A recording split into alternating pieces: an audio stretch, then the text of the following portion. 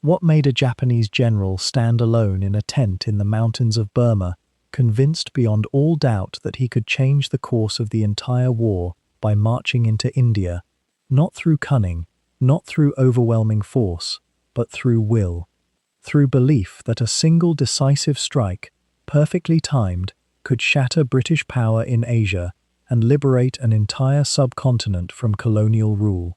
This is the story of how that conviction became one of the largest military disasters in Japanese history, and how a thin line of exhausted British and Indian soldiers, scattered across misty hills and shadowed valleys, held a place called Imphal against odds that seemed mathematically impossible. Picture this: the evening of a monsoon day in northeastern India. The year is 1944, though the calendar feels distant in this landscape. The green hills of Manipur rise and fall like the ribs of some sleeping giant, beneath a sky that hasn't fully decided whether it's day or night. Mist clings to the valleys, gathering thicker as dusk settles, the kind of mist that seems to rise from the earth itself rather than descend from above. The air tastes of rain and wet stone and growing things. It is heavy, it moves slowly.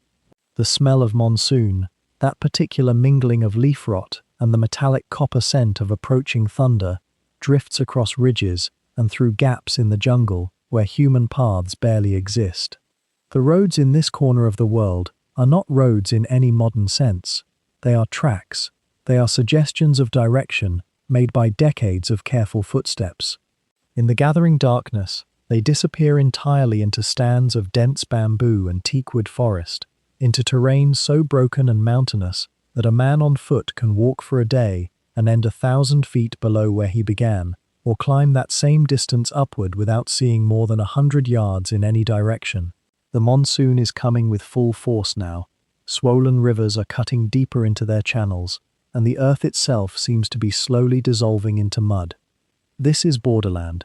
This is a place where empires meet, where the British-controlled plains of Assam to the north fade into Japanese-occupied Burma to the south and east, a geography designed, it seems, to make armies stumble and suffer.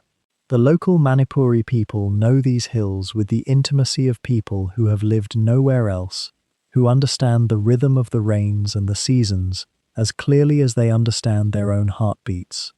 To them, the idea of vast armies marching through here, armies equipped with modern weapons and rigid supply lines, and officers trained on flat European plains, must have seemed almost absurd. How do you wage industrial war in a landscape that barely admits the presence of humans at all? And yet that is precisely what is about to happen. Within days of where we stand now in this softening dusk, soldiers will begin to move, thousands upon thousands of them. Some will arrive from the south, crossing rivers they have not yet seen, supplied by lines they cannot imagine holding. Others will come down from Burma, exhausted already by their journey, running on rice and will, and the certainty that they are part of something historic. British soldiers will take positions, Indian soldiers, fighting for a crown that has held their country in its grip for nearly 2 centuries, will dig in and prepare. And the hills themselves, the mist, the monsoon, the rivers that have no loyalty to any power, all of these will become part of a battle that neither side fully understood was beginning. The landscape holds its breath.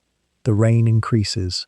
The evening grows deeper, and somewhere in this geography of mist and mountain, at a headquarters map perhaps, or in the minds of officers lying awake in humid tents, the decision has already been made. The stroke will come. History is about to turn on these green, quiet hills. If the deep complexity of military campaigns interests you, the small decisions that ripple outward into enormous consequences, the way geography and weather and human stubbornness clash in places most of us will never see, if you're drawn to stories where the outcome was far from certain, where exhausted men held impossible positions through force of character alone, then I'd invite you to subscribe to this channel.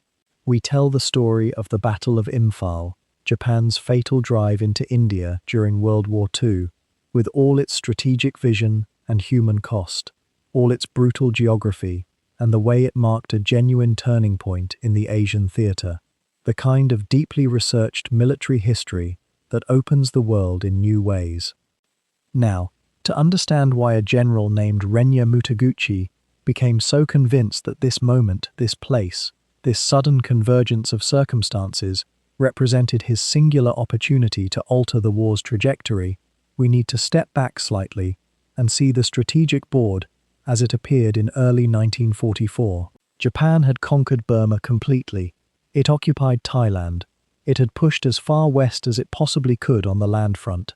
But something had shifted in the broader war.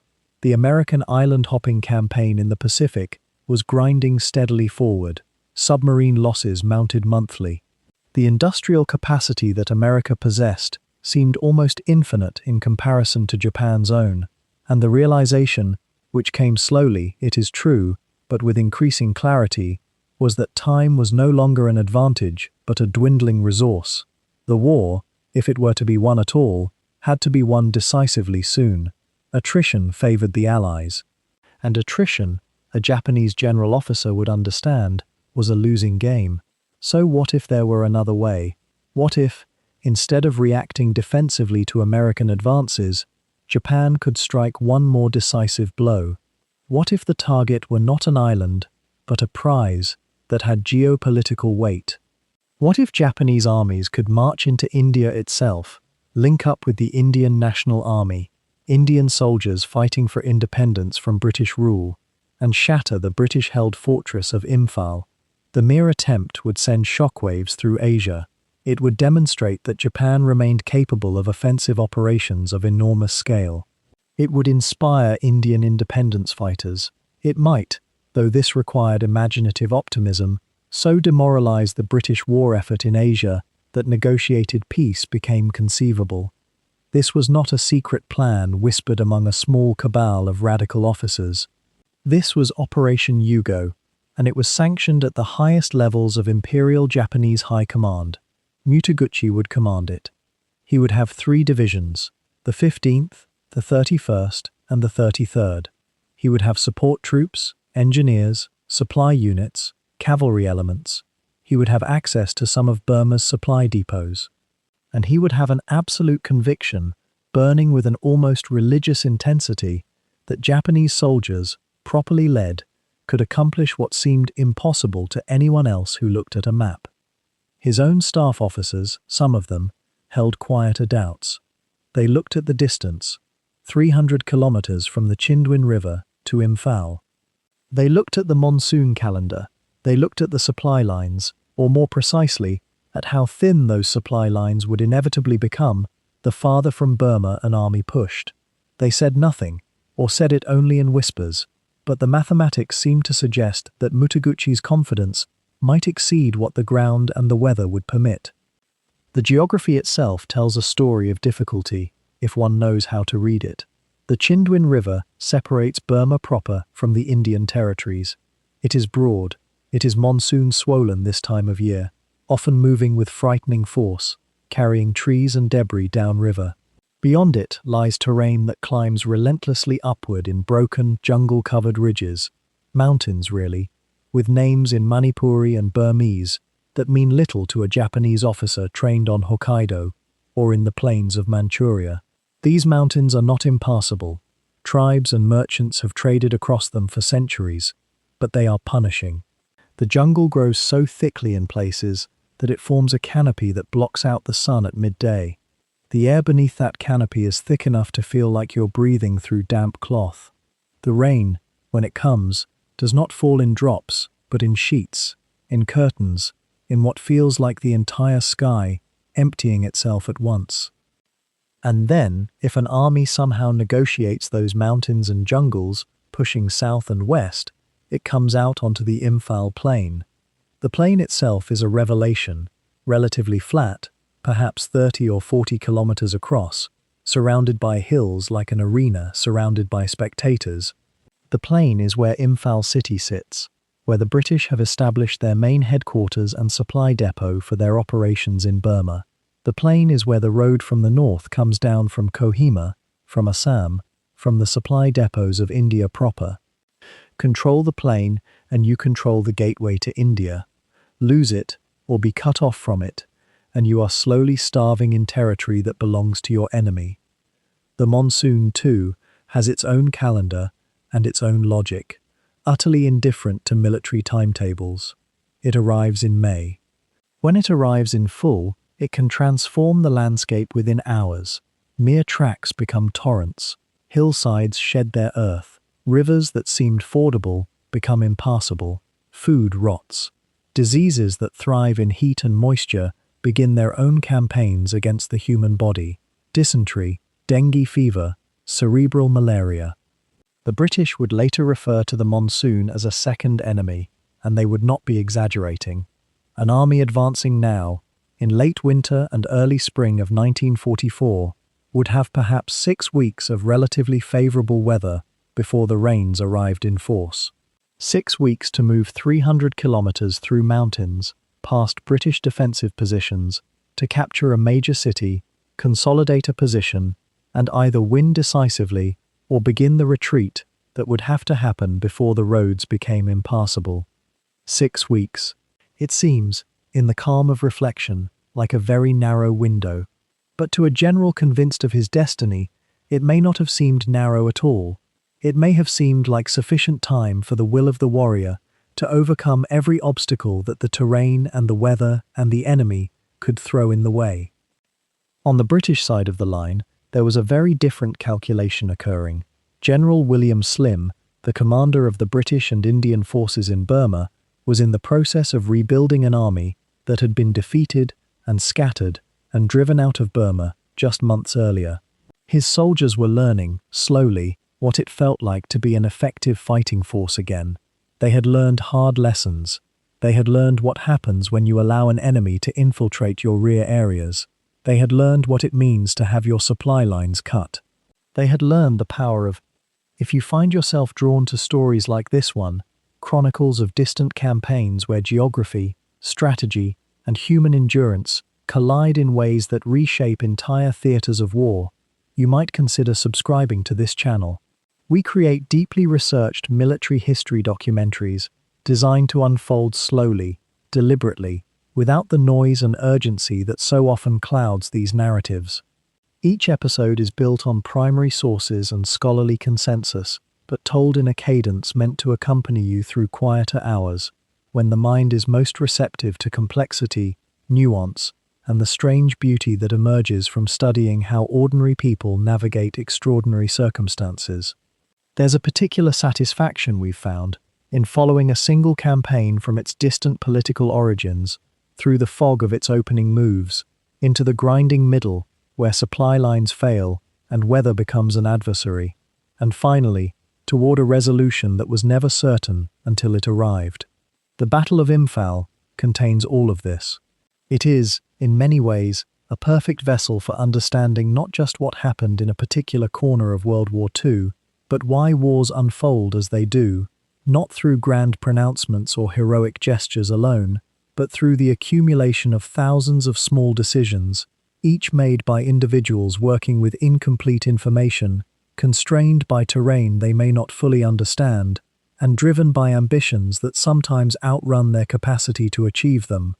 If you've listened this far, you already sense the shape of what's coming, the layers beneath the surface, the way a campaign that was meant to be a swift, decisive blow becomes instead a grinding attrition, a monsoon-soaked nightmare where both victor and vanquished emerge diminished.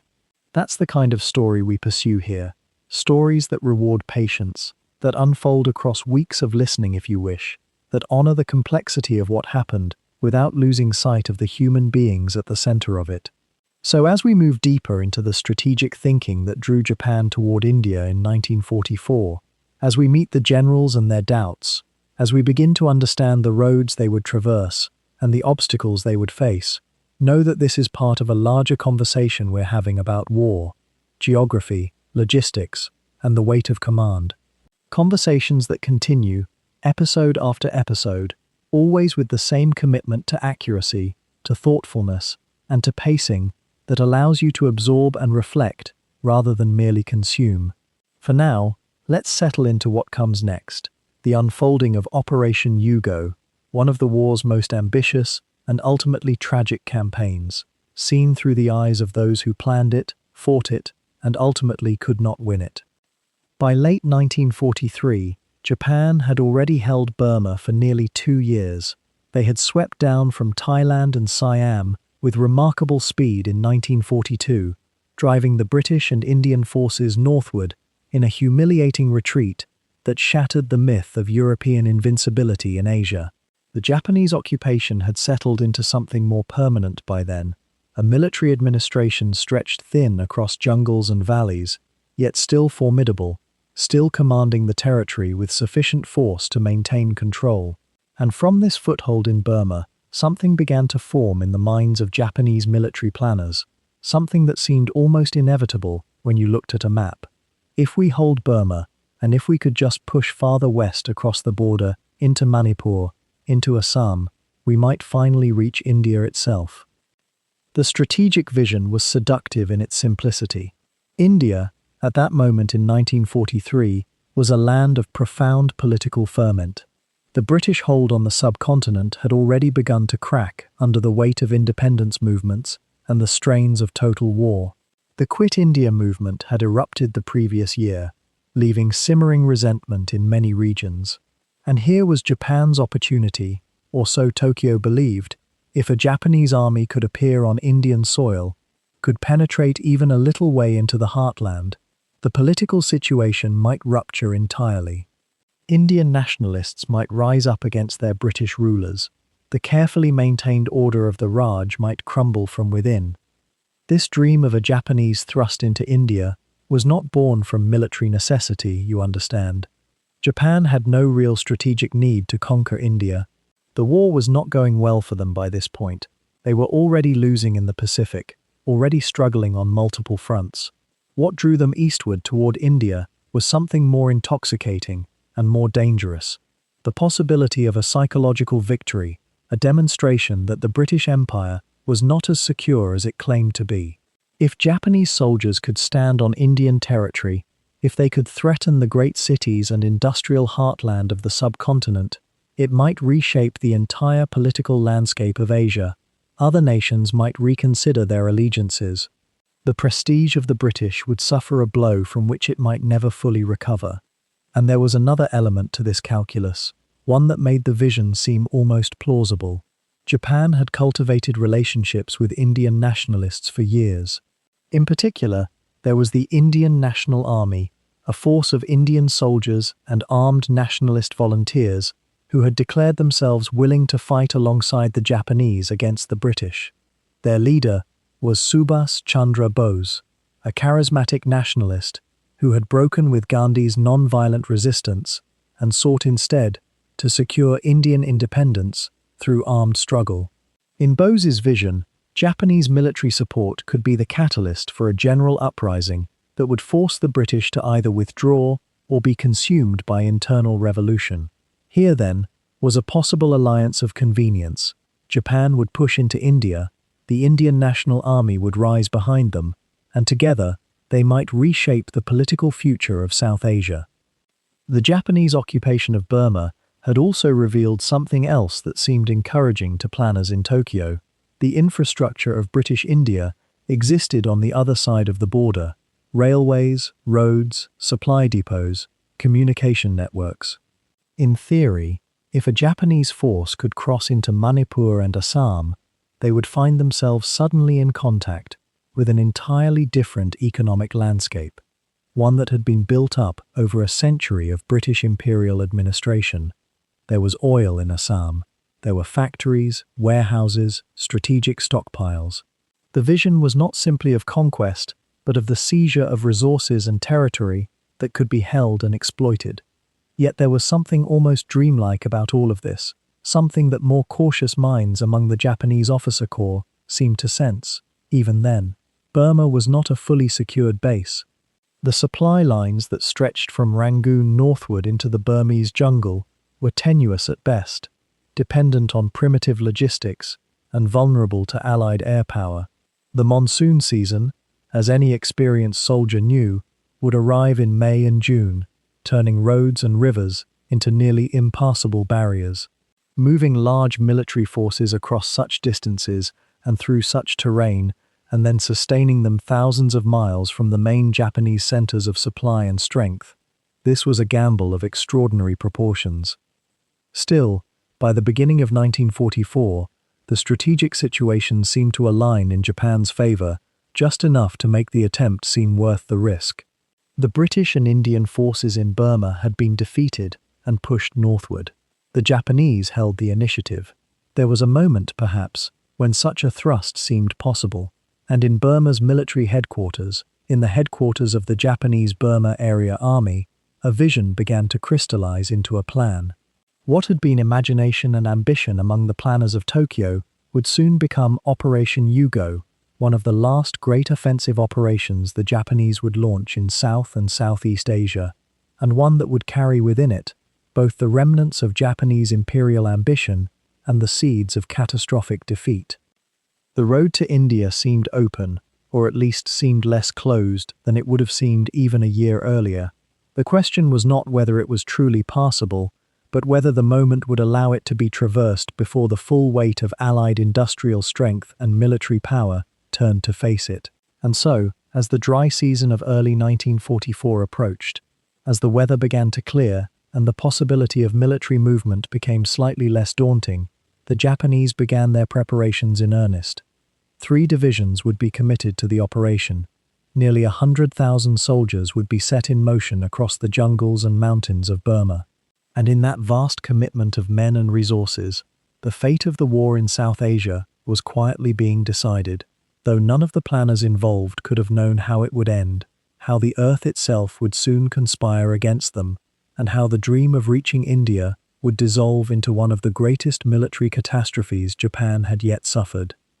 The man who would set this entire campaign in motion was a general named Renya Mutaguchi, and like many commanders at the moment when history turns, he possessed a quality that was part vision and part certainty, a dangerous combination when combined with isolation at the top of a military hierarchy.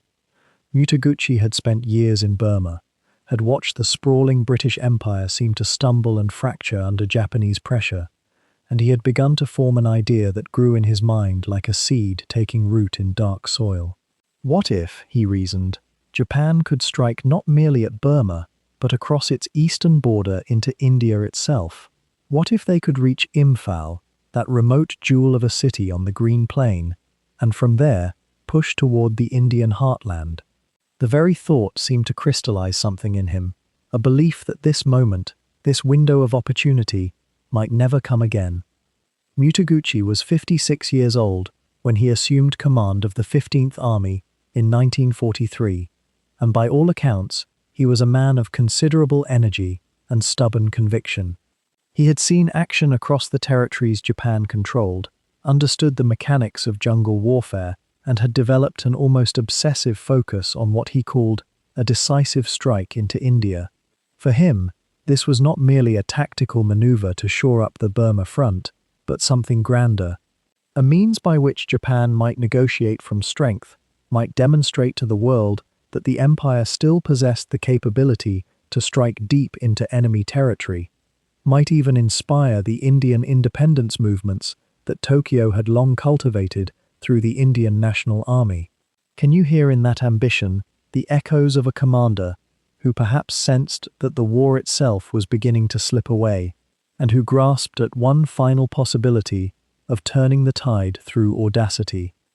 Yet in the headquarters of the 15th Army, even as Mutaguchi's vision hardened into operational orders, a quiet current of doubt ran through his own staff officers.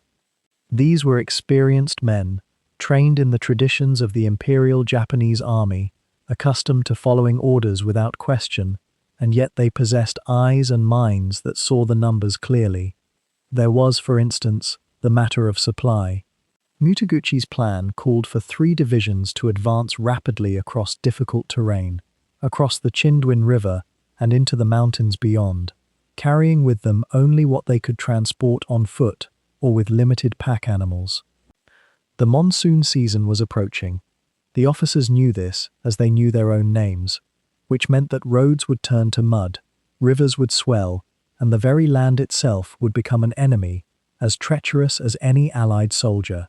How would they supply an army moving deeper and deeper into hostile territory, cutting themselves further with each mile from their own bases? Some of these doubts were expressed quietly in meetings, perhaps in careful language that did not directly challenge the general's authority. Others remained unspoken, existing only in the private calculations of men who understood the mathematics of warfare, but lacked the authority or the will to stop what was beginning.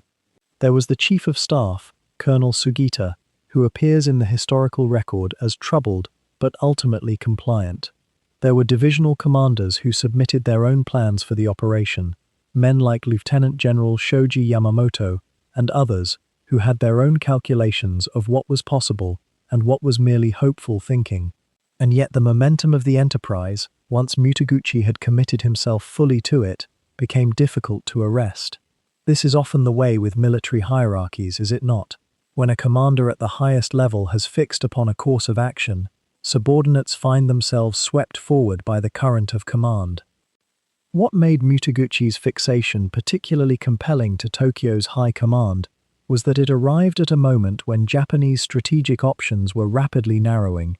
Burma seemed to offer the one remaining theatre where Japan might seize initiative rather than merely respond to Allied offensives. The British were reorganizing their forces under new commanders, yes, but they had not yet fully consolidated their strength. The terrain of northeast India was vast, unmapped in the Japanese General Staff's understanding, and therefore seemed to offer possibilities that a more familiar landscape might not. And the psychological appeal of striking into India itself, the symbolism of Japanese forces operating on the Indian subcontinent, perhaps even linking up with independence movements, this had resonance within Tokyo's strategic thinking that went beyond simple military calculations. Mutaguchi himself seems to have possessed an almost romantic vision of what victory here might mean. He spoke of Japan's mission in Asia, of the Greater East Asia co-prosperity sphere, of demonstrating to India that it could free itself from British rule under Japanese protection. Whether he truly believed in these grand narratives, or whether they served as justification for what was, at its heart, a desperate military gamble, remains a question that historians have debated with gentle disagreement. What is clear from the documentary record is that once Mutaguchi committed to Operation Yugo, the name given to the offensive into India, he did so with a kind of absolute conviction that overrode or pushed past the more cautious voices around him. The doubts held by his own officers, then, became something almost abstract. They were men trained to obey, operating within a military culture that did not easily tolerate the contradiction of direct orders from a superior. They could counsel alternatives in careful language, could express concerns in the proper channels, but once the general had decided, they moved forward as soldiers do. This is not to say there was no friction, no tension between Mutaguchi's vision and the reality that his staff officers could see spreading before them like a map of impossible terrain. But it is to say that in the structure of military command, particularly in an army like Japan's in 1944, such frictions rarely prevented operations from beginning. They were simply absorbed, and the men who felt them simply carried those doubts forward into the campaign itself, where they would be proven grimly prescient. The land itself, you see, would become as much a commander as any general ordering men forward.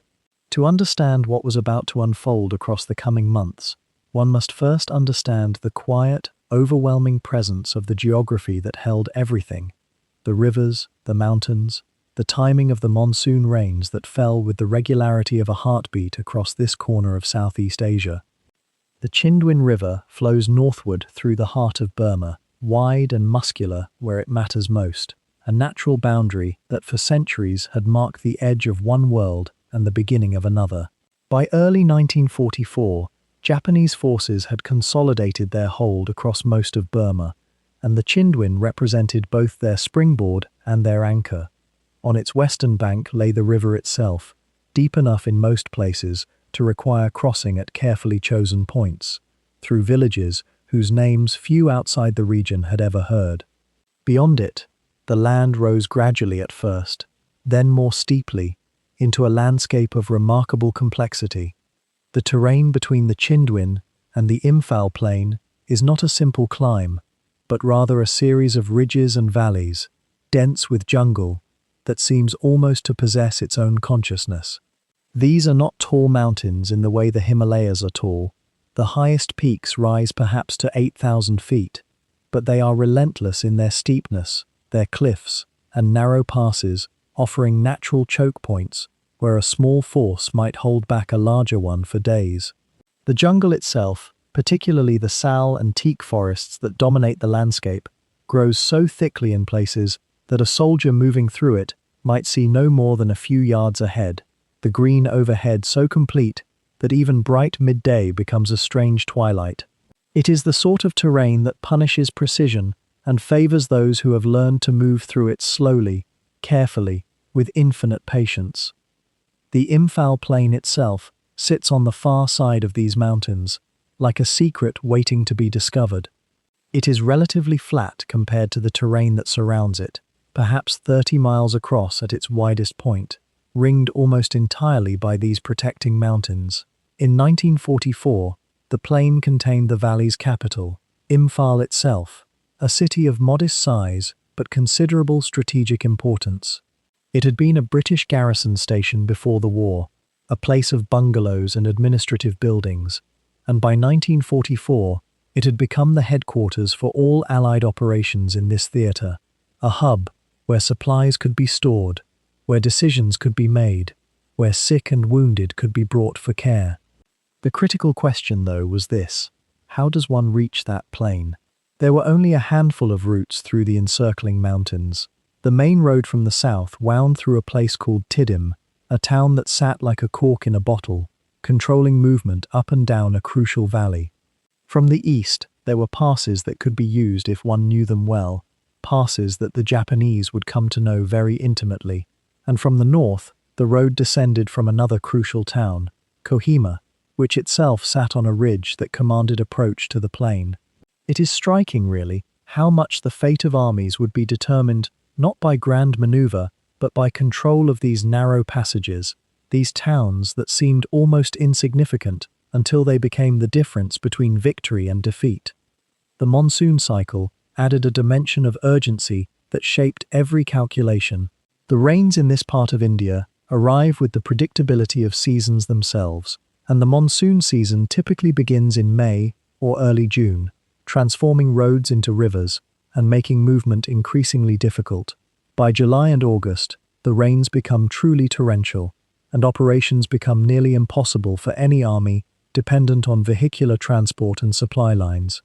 This meant that any Japanese offensive aimed at seizing Imphal would have a narrow window, truly a matter of months, probably closer to weeks, when you account for the time needed to gather supplies and troops at the Chindwin. The Japanese planners knew this constraint. They spoke of needing to capture the plain by late May at the latest, before the monsoon made further operations untenable. It was a clock that no strategy could overcome, a reality written into the calendar itself. The British and Indian forces defending the plain were fully aware of these geographic realities as well, and therein lay their advantage. They could choose where to make their stand. They could position their forces to take advantage of the narrow passes and choke points. They could rely, to some degree, on the terrain itself to slow any attacker, to fragment their forces into smaller columns that could be defeated piecemeal. And they could count on one extraordinary advantage: air superiority. Once the monsoon cleared enough to allow aircraft to operate, any force in the open could be attacked from above, a consideration that would grow more critical as the campaign progressed. What made this geography particularly challenging for the Japanese was that it forced them to commit to a linear advance along predictable routes. The mountains did not permit the kind of sweeping flanking maneuvers that modern armies sometimes employ. You could not go around the obstacles, you had to go through them. This meant that the defending force could concentrate its strength at the right points, could prepare fortifications and defensive positions with the knowledge that the attacker would have to come through specific locations. It was a situation that favored the side with superior numbers and resources, the side that could afford to wait, to absorb punishment, to trade space for time. The rivers added one further complication. The Chindwin itself was the first barrier, requiring boats or improvised crossings.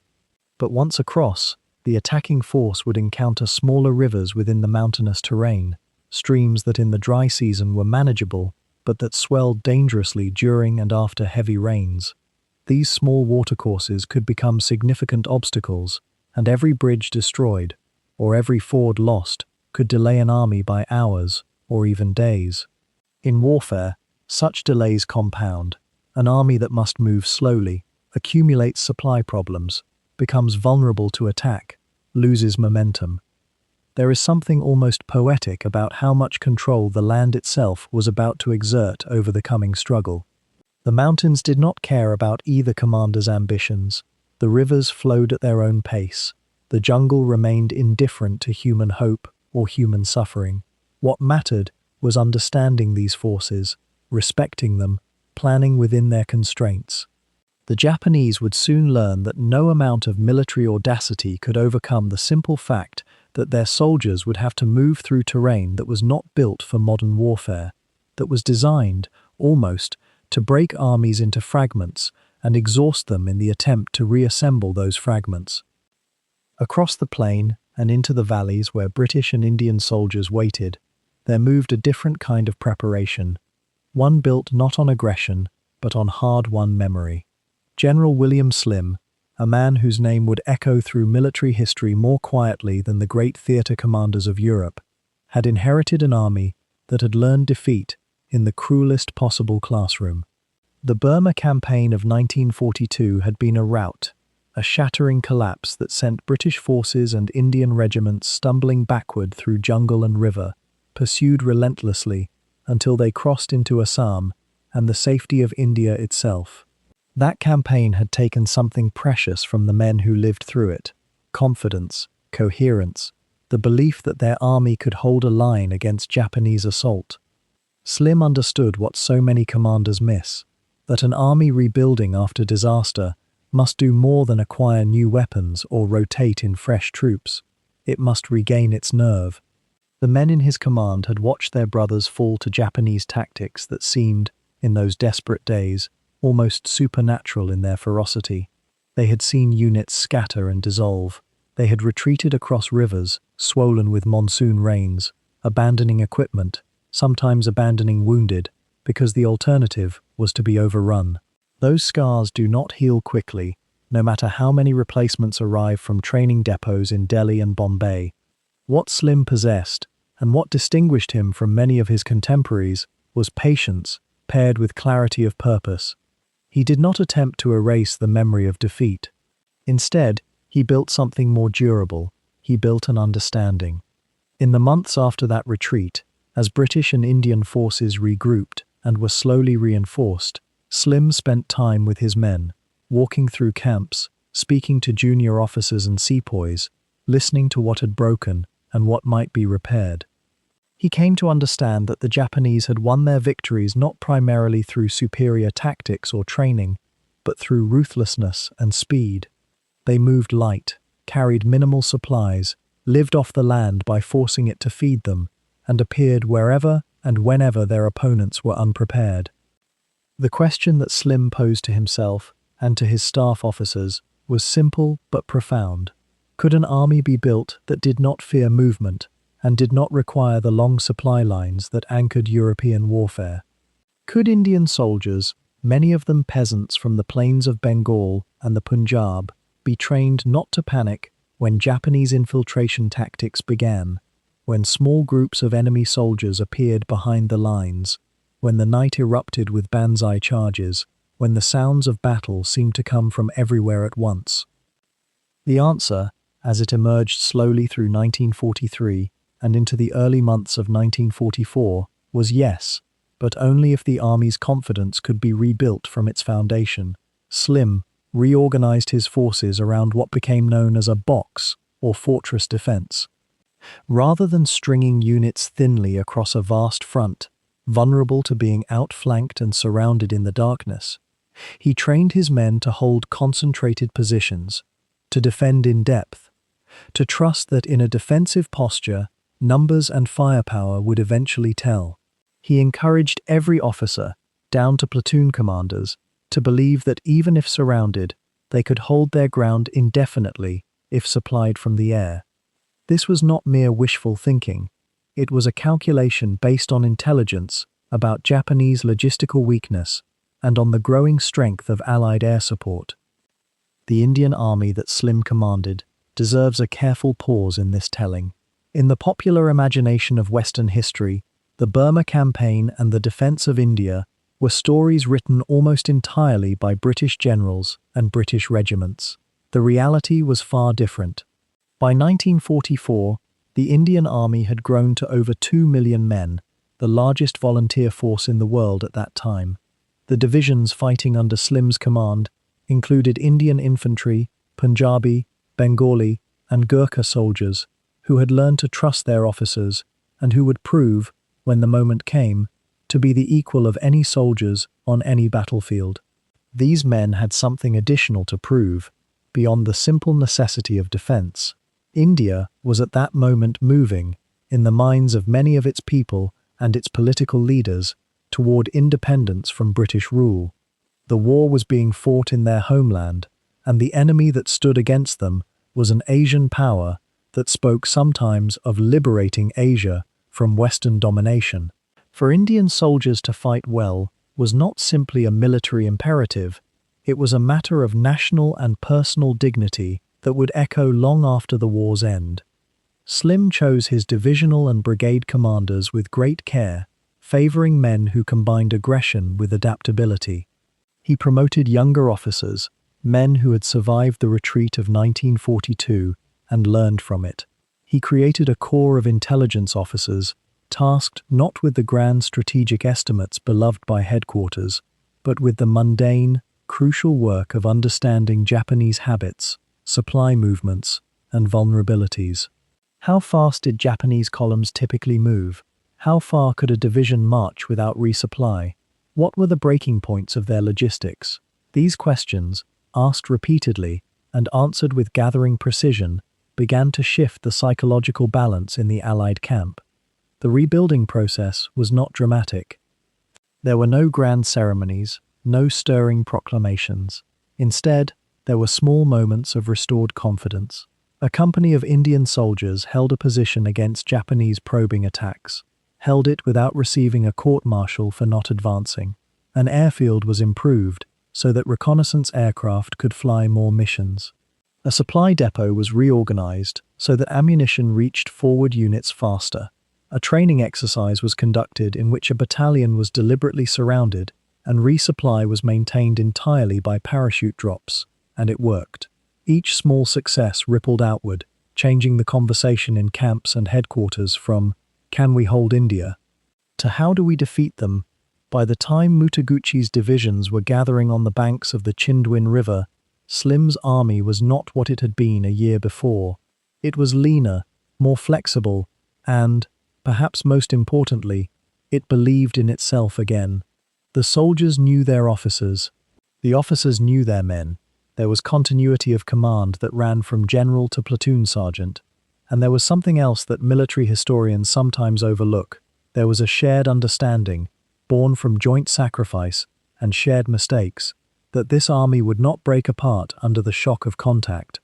When the Japanese came across the river, as everyone knew they would, the British and Indian forces would be waiting, not in the desperate, fractured way of 1942, but as a coherent force ready to receive them. The confidence had not come from external reassurance.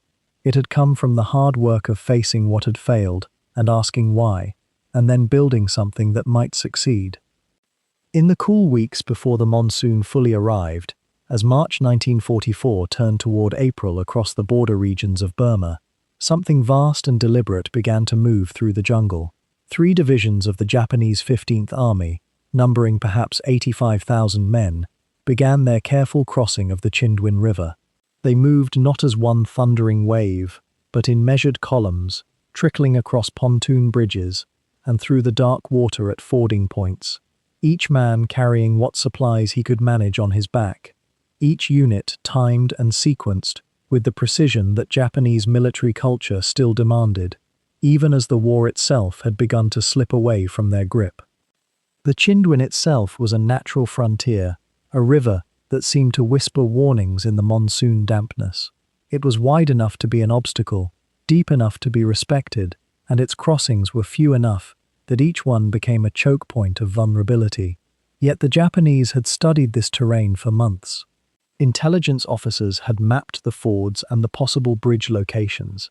Engineers had prepared their materials, and most importantly, the British and Indian defenders on the eastern bank had been deliberately allowed to remain thin, spread out across too much territory, exactly as Mutaguchi had anticipated and calculated.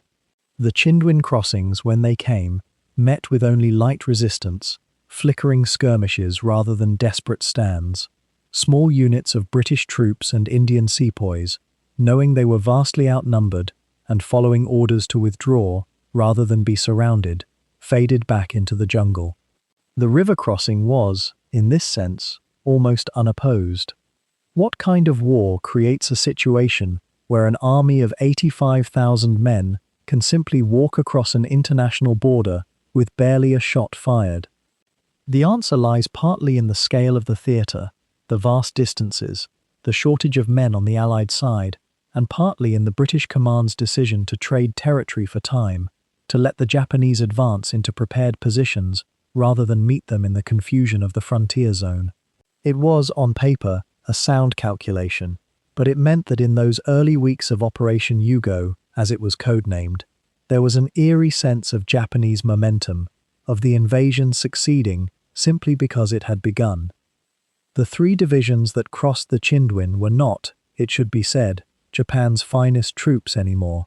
The war had been grinding on for nearly 7 years by this point, and the best and most experienced units had been worn down in China, in the Pacific campaigns, in the terrible defense of islands that had become graveyards.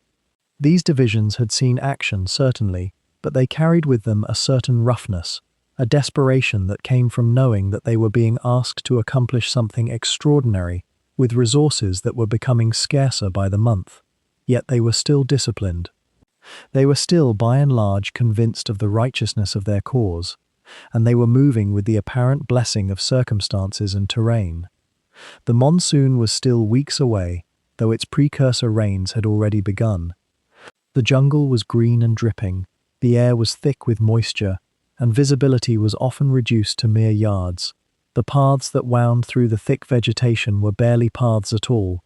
They were routes that had been used for generations by local peoples and traders, routes that only made sense if you knew the land or could follow someone who did.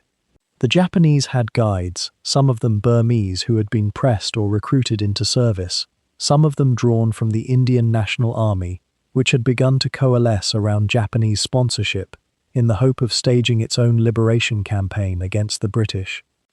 The three divisions split their columns as they advanced eastward, moving along different routes toward different objectives. The strategy was to avoid being caught in any single bottleneck, to spread the threat, to make it impossible for the British and Indians to concentrate their defense. General Mutaguchi had drawn up his plans with a clear vision. 3 columns would converge on Imphal from different directions. The 33rd Division would move from the south, crossing the Chindwin further downstream and pushing through the town of Tidim toward Imphal from the southwest. The 15th Division would cross more directly and aim for the town of Tamu and the roads that led north toward Imphal. The 31st Division, held in reserve but moving into position, would be the hammer that could be swung in support of whichever direction showed the greatest promise of breakthrough. This was, on paper, a sound 3-pronged strategy. But what sort of war creates situations where armies march into jungles carrying supplies on their backs, expecting to live off the land once they've pushed through into enemy territory? The answer reveals itself in the coming weeks and months, but for now, in late March and early April of 1944, it remained hidden beneath the surface of events. The columns moved, the jungle swallowed them, the rain fell more heavily than before, and the British and Indian forces, receiving reports of the crossings, of the advancing columns, began their own deliberate withdrawal toward the plain of Imphal, where General Slim had decided the battle would be fought, where the terrain would be less forgiving to Japanese tactics. where the roads and the airfield would matter more than the jungle and the mountains. There was, in these opening weeks, a strange kind of inevitability to events. The Japanese were advancing, the British and Indians were withdrawing. The game was being played according to rules that had been established long before the first shot was fired. Yet within this apparent predictability, there lay hidden a series of assumptions, gambles, and miscalculations that would only become visible once the full weight of the campaign had begun to press down on both sides. The men of the Japanese divisions, as they moved through the jungle and crossed into what they thought would be conquered territory, cannot have imagined the fate that was waiting for them. They moved with the discipline of soldiers and the hope that had been instilled in them by propaganda and command. They carried their rifles and their rations and their faith in the righteousness of their cause. The monsoon was still coming, the supply lines were already beginning to strain, and the distance between the Chindwin and Imphal, which seemed so manageable on a map, would prove to be a vastly different proposition when measured in mud, hunger, and the slow grinding weight of sustained operations, far from any reliable source of reinforcement or resupply.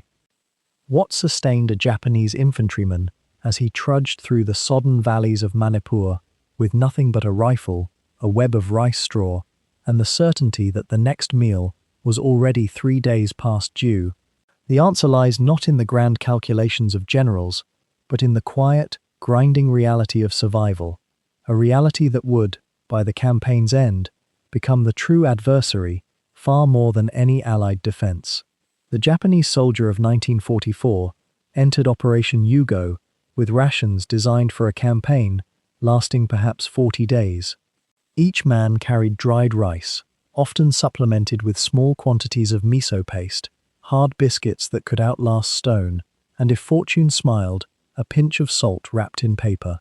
The quantities were measured in grams, calculated not for comfort but for bare subsistence. The expectation, among the planning staff in Rangoon, was that the army would live largely off captured supplies once the breakthrough was achieved, that the momentum of conquest would outpace hunger itself. It was a calculation that would haunt every surviving participant for the remainder of their lives.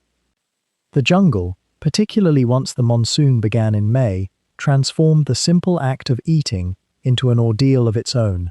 Rice had to be boiled, but firewood was invariably damp. Smoke from cooking fires could give away positions, so many units prepared cold rations in the dark, softening rice with water from streams that were themselves often contaminated with disease. A soldier might sit in 4 inches of water, shivering despite the tropical heat, chewing rice that had been left to soak since dawn, knowing that the moisture warming in his stomach would need to be burned off against the night's fever that would surely come. And the leeches. Let us dwell for a moment on the leeches, those small and patient creatures that represent perhaps the most intimate torment of the Imphal campaign, rarely mentioned in official histories yet present in nearly every surviving account. They hung from leaves at waist height, invisible until they were already attached, working their way through fabric and into skin, with such gentleness that a soldier might not notice until the blood was already running. Officers reported men becoming listless, not from wounds or hunger, but from the cumulative blood loss of hundreds of leech bites. The creatures were present in the soil, in the water, on every leaf that brushed against a marching column. No amount of experience made them less horrifying. Seasoned soldiers spoke of removing them, with cigarette ends, with salt, with force, watching the wound bleed for hours afterward. One officer recorded in his private diary that he had removed 43 leeches from his own body in a single evening, a task conducted by torchlight while sitting in a tent barely large enough to lie down in. The Japanese army had not anticipated this. Their training manuals contained nothing adequate to the reality, and so the men learned through suffering, adapting movements, learning to check their bodies at every rest stop, treating the seemingly minor encounters with vermin as a form of combat against an enemy that obeyed no laws of war and offered no possibility of surrender. Beyond the physical torments lay something perhaps more crushing to the spirit: the absolute isolation of supply. A modern soldier in a functioning supply chain might take for granted that food, ammunition, and medical care would arrive at predictable intervals. He might trust that somewhere behind the lines, people were thinking of him, counting him, planning for his needs. The Japanese infantrymen in Manipur gradually discovered that no such chain existed, or that if it did, it was so fragile, so dependent on jungle trails that dissolved into rivers, that it might as well not exist at all. By June, many units were reporting meal frequencies of once every 2 days. By July, once every 3 or 4.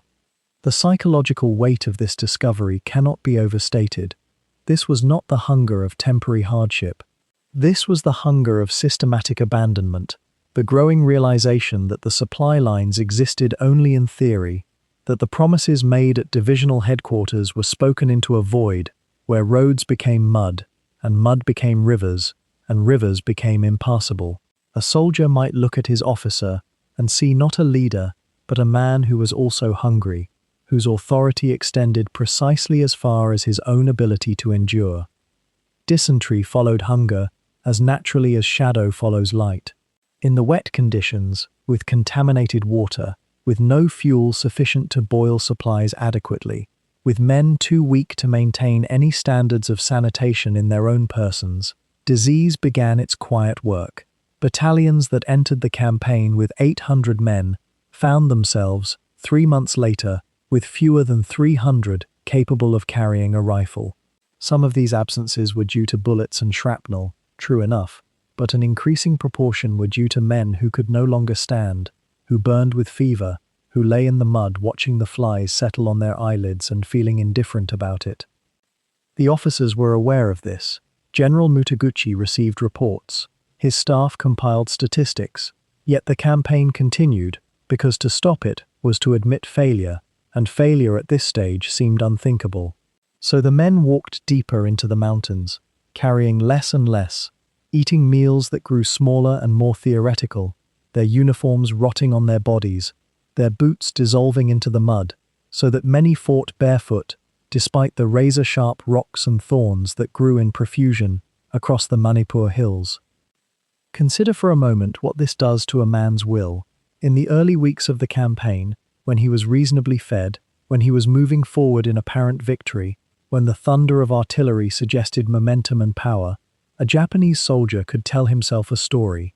He could believe in the grand design. But as weeks became months, as his belt tightened around a waist that grew increasingly prominent, as he understood with perfect clarity that he was not advancing anymore, but rather holding ground against an enemy that grew stronger daily, as he watched friends collapse from disease and knew that medical treatment was impossible and supply of any sort a distant memory. What then? What story could sustain him?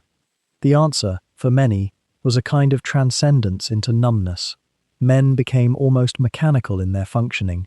They moved because movement was what soldiers did. They fired weapons because that was their training. They endured because to lie down and refuse to continue was not a choice that seemed available to them, not with their officers watching, not with the entire weight of military discipline and national expectation pressing down upon them. They endured also because in some cases, the alternative, the knowledge of what capture might mean, the certainty that retreat would be met with execution, seemed worse. There were moments of grace. Some officers brought their men together in small clearings and spoke quietly of duty, of honor, of the obligation they carried. Some units maintained morale through rituals, through songs, through the maintenance of small ceremonies that reminded men they were part of something larger than their immediate suffering. Small gardens were cultivated in the mud, wherever the fighting paused long enough. Comradeship deepened into something almost sacred, as it often does when men share extremity. Letters were written home, though they could rarely be sent, addressed to wives and mothers, in a script that grew increasingly shaky as the weeks wore on. But these moments were islands in an ocean of deterioration. The fundamental reality, by midsummer, was that the Japanese army at Imphal was engaged not in a military campaign, but in a slow-motion surrender of its own physical capacity to continue fighting. The enemy was no longer primarily the British or the Indian forces arrayed against them, though those remained dangerous enough. The enemy had become the mud, the hunger, the relentless progression of disease, the creeping mathematical certainty that every day that passed meant fewer men capable of holding the line, and fewer still with any supply to sustain them. This is what a military historian must grapple with, and what surviving accounts make almost unbearably clear.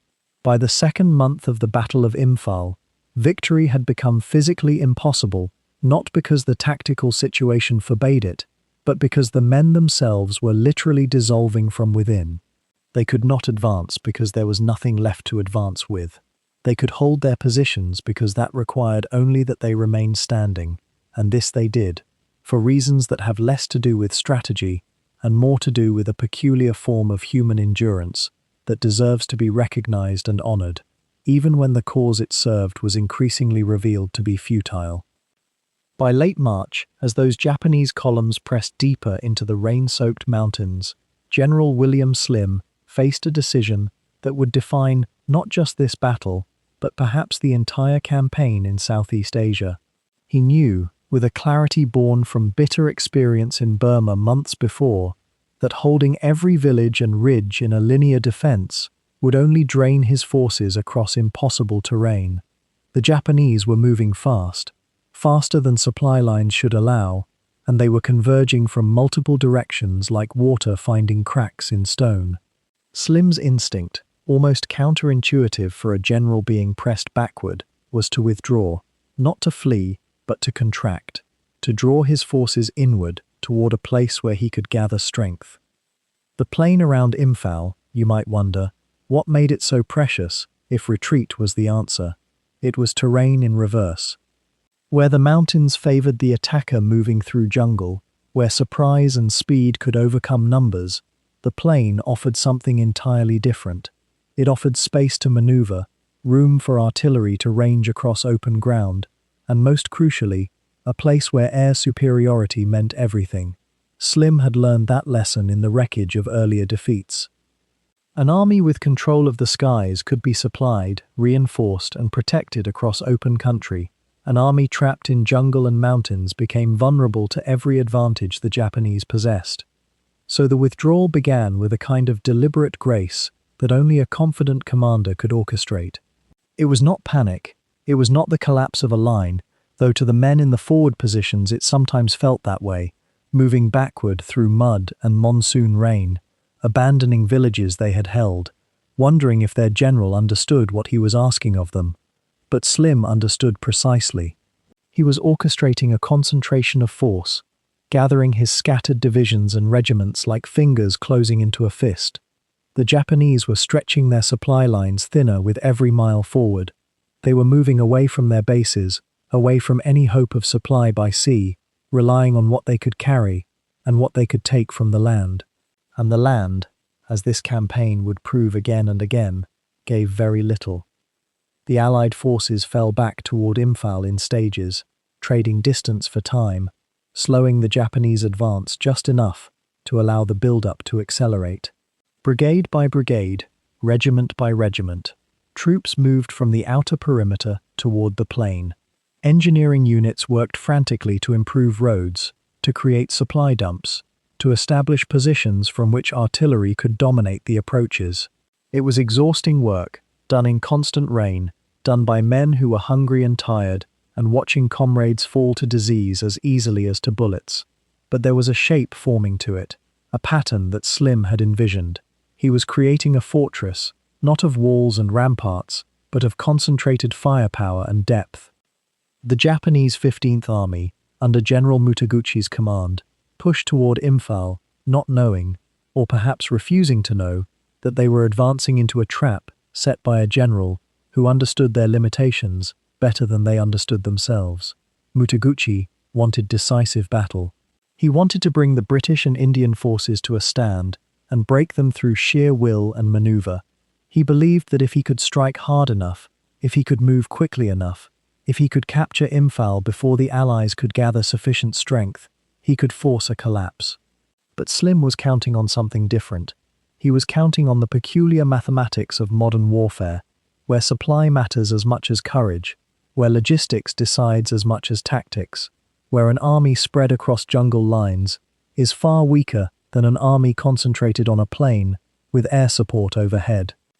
As the weeks passed and the withdrawal continued, something remarkable began to happen around the plain. Instead of seeing retreat, soldiers and officers began to sense consolidation. Defenses were strengthening, artillery positions multiplied, anti-tank guns appeared, dug in and camouflaged. The Indian divisions, in particular, began to feel that they were no longer being scattered and defeated, but rather gathering for something larger. Officers briefed their men on the plan, carefully explaining that the ground they had withdrawn from was not truly lost, merely traded for the ground where they would truly stand and fight. It required a kind of faith in commanders, a belief that retreat could be transformation, and remarkably, by the standards of a weary army, that belief took hold. The plain itself became a vast arena of preparation. Supply columns moved constantly, bringing ammunition, food, medical supplies, everything an army of nearly 100,000 men would need for a siege. The terrain, so hostile to invasion from outside, became something protective for those who held it. The mountains surrounding Imphal, which might have seemed claustrophobic, began to feel like walls. And somewhere in the calculations of commanders and planners, the question shifted. It was no longer, how do we stop the Japanese from taking this position? It became, how do we concentrate enough force here that the Japanese will break themselves against us? How do we create a situation where their speed and maneuver become liabilities rather than assets? Meanwhile, the Japanese divisions pushed forward, driven by orders from Mutaguchi and by the momentum of rapid movement through difficult terrain. They had left their bases behind. They had committed themselves to a race against time and supply. They did not yet fully understand that they were not racing toward victory, but toward the culmination of a gamble that had already begun to fail, even as they advanced. The distance they covered, the jungles they crossed, the obstacles they overcame, each one was taking them deeper into a situation where Slim's patience and planning would prove vastly more valuable than their speed and aggression. The stage was being set, measured and careful, for the kind of battle where an army with shorter supply lines, better air support, and the psychological advantage of concentration could make a stand that the invader simply could not break. While the main thrust of Mutaguchi's offensive rolled southward toward Imphal itself, a second, lesser-known drama was unfolding in the hills to the north, in a place whose name would become synonymous with a peculiar and haunting kind of warfare. Kohima sat perched on a ridge nearly 5,000 feet above sea level, a small administrative station and garrison town that had begun as little more than a colonial rest stop along the road to Assam. The British had stationed a garrison there, a mixed force of Indian troops and British personnel, partly to guard the road that connected the Great Plain below with the tea gardens and refineries further north. When Japanese forces pushed through the mountains in early April, intent on cutting off this route and severing the supply lines that fed Imphal, Kohima suddenly found itself isolated, ringed by converging enemy columns that would make it, in the words of those who lived through it, one of the strangest battlefields of the entire Second World War. Consider for a moment the position of a besieged garrison in those mountains. Kohima itself was not a fortress in any traditional sense. It had been a peacetime garrison town, with barracks and administrative buildings, a small hospital, warehouses, and a square of open ground that had once hosted sporting events and social gatherings. Among those open spaces was something that seemed almost absurd in the context of what was about to unfold, a tennis court. This court, with its neat white lines and orderly dimensions, would become the literal center of the defensive perimeter that the British and Indian defenders would construct. Imagine the strangeness of this detail. Here, in the cloud-wreathed mountains of Nagaland, surrounded by thick jungle and steep ravines, soldiers would fight with rifles and grenades over ground that had been designed for the gentle pastimes of the Raj, where colonial officers had once played matches in the cool mountain air.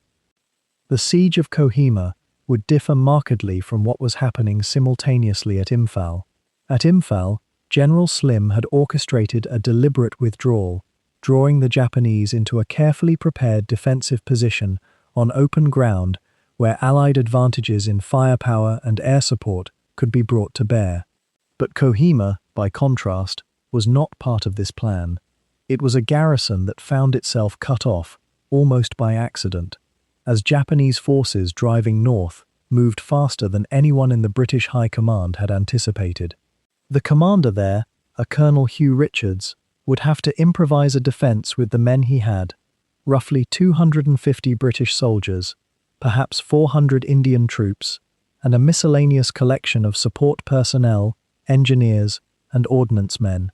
They were faced with Japanese forces that outnumbered them substantially, soldiers of the 31st Division under General Kotoku Sato, men who were themselves operating at the extreme end of a lengthening supply line, hungry and exhausted, but still driven by the momentum of the offensive.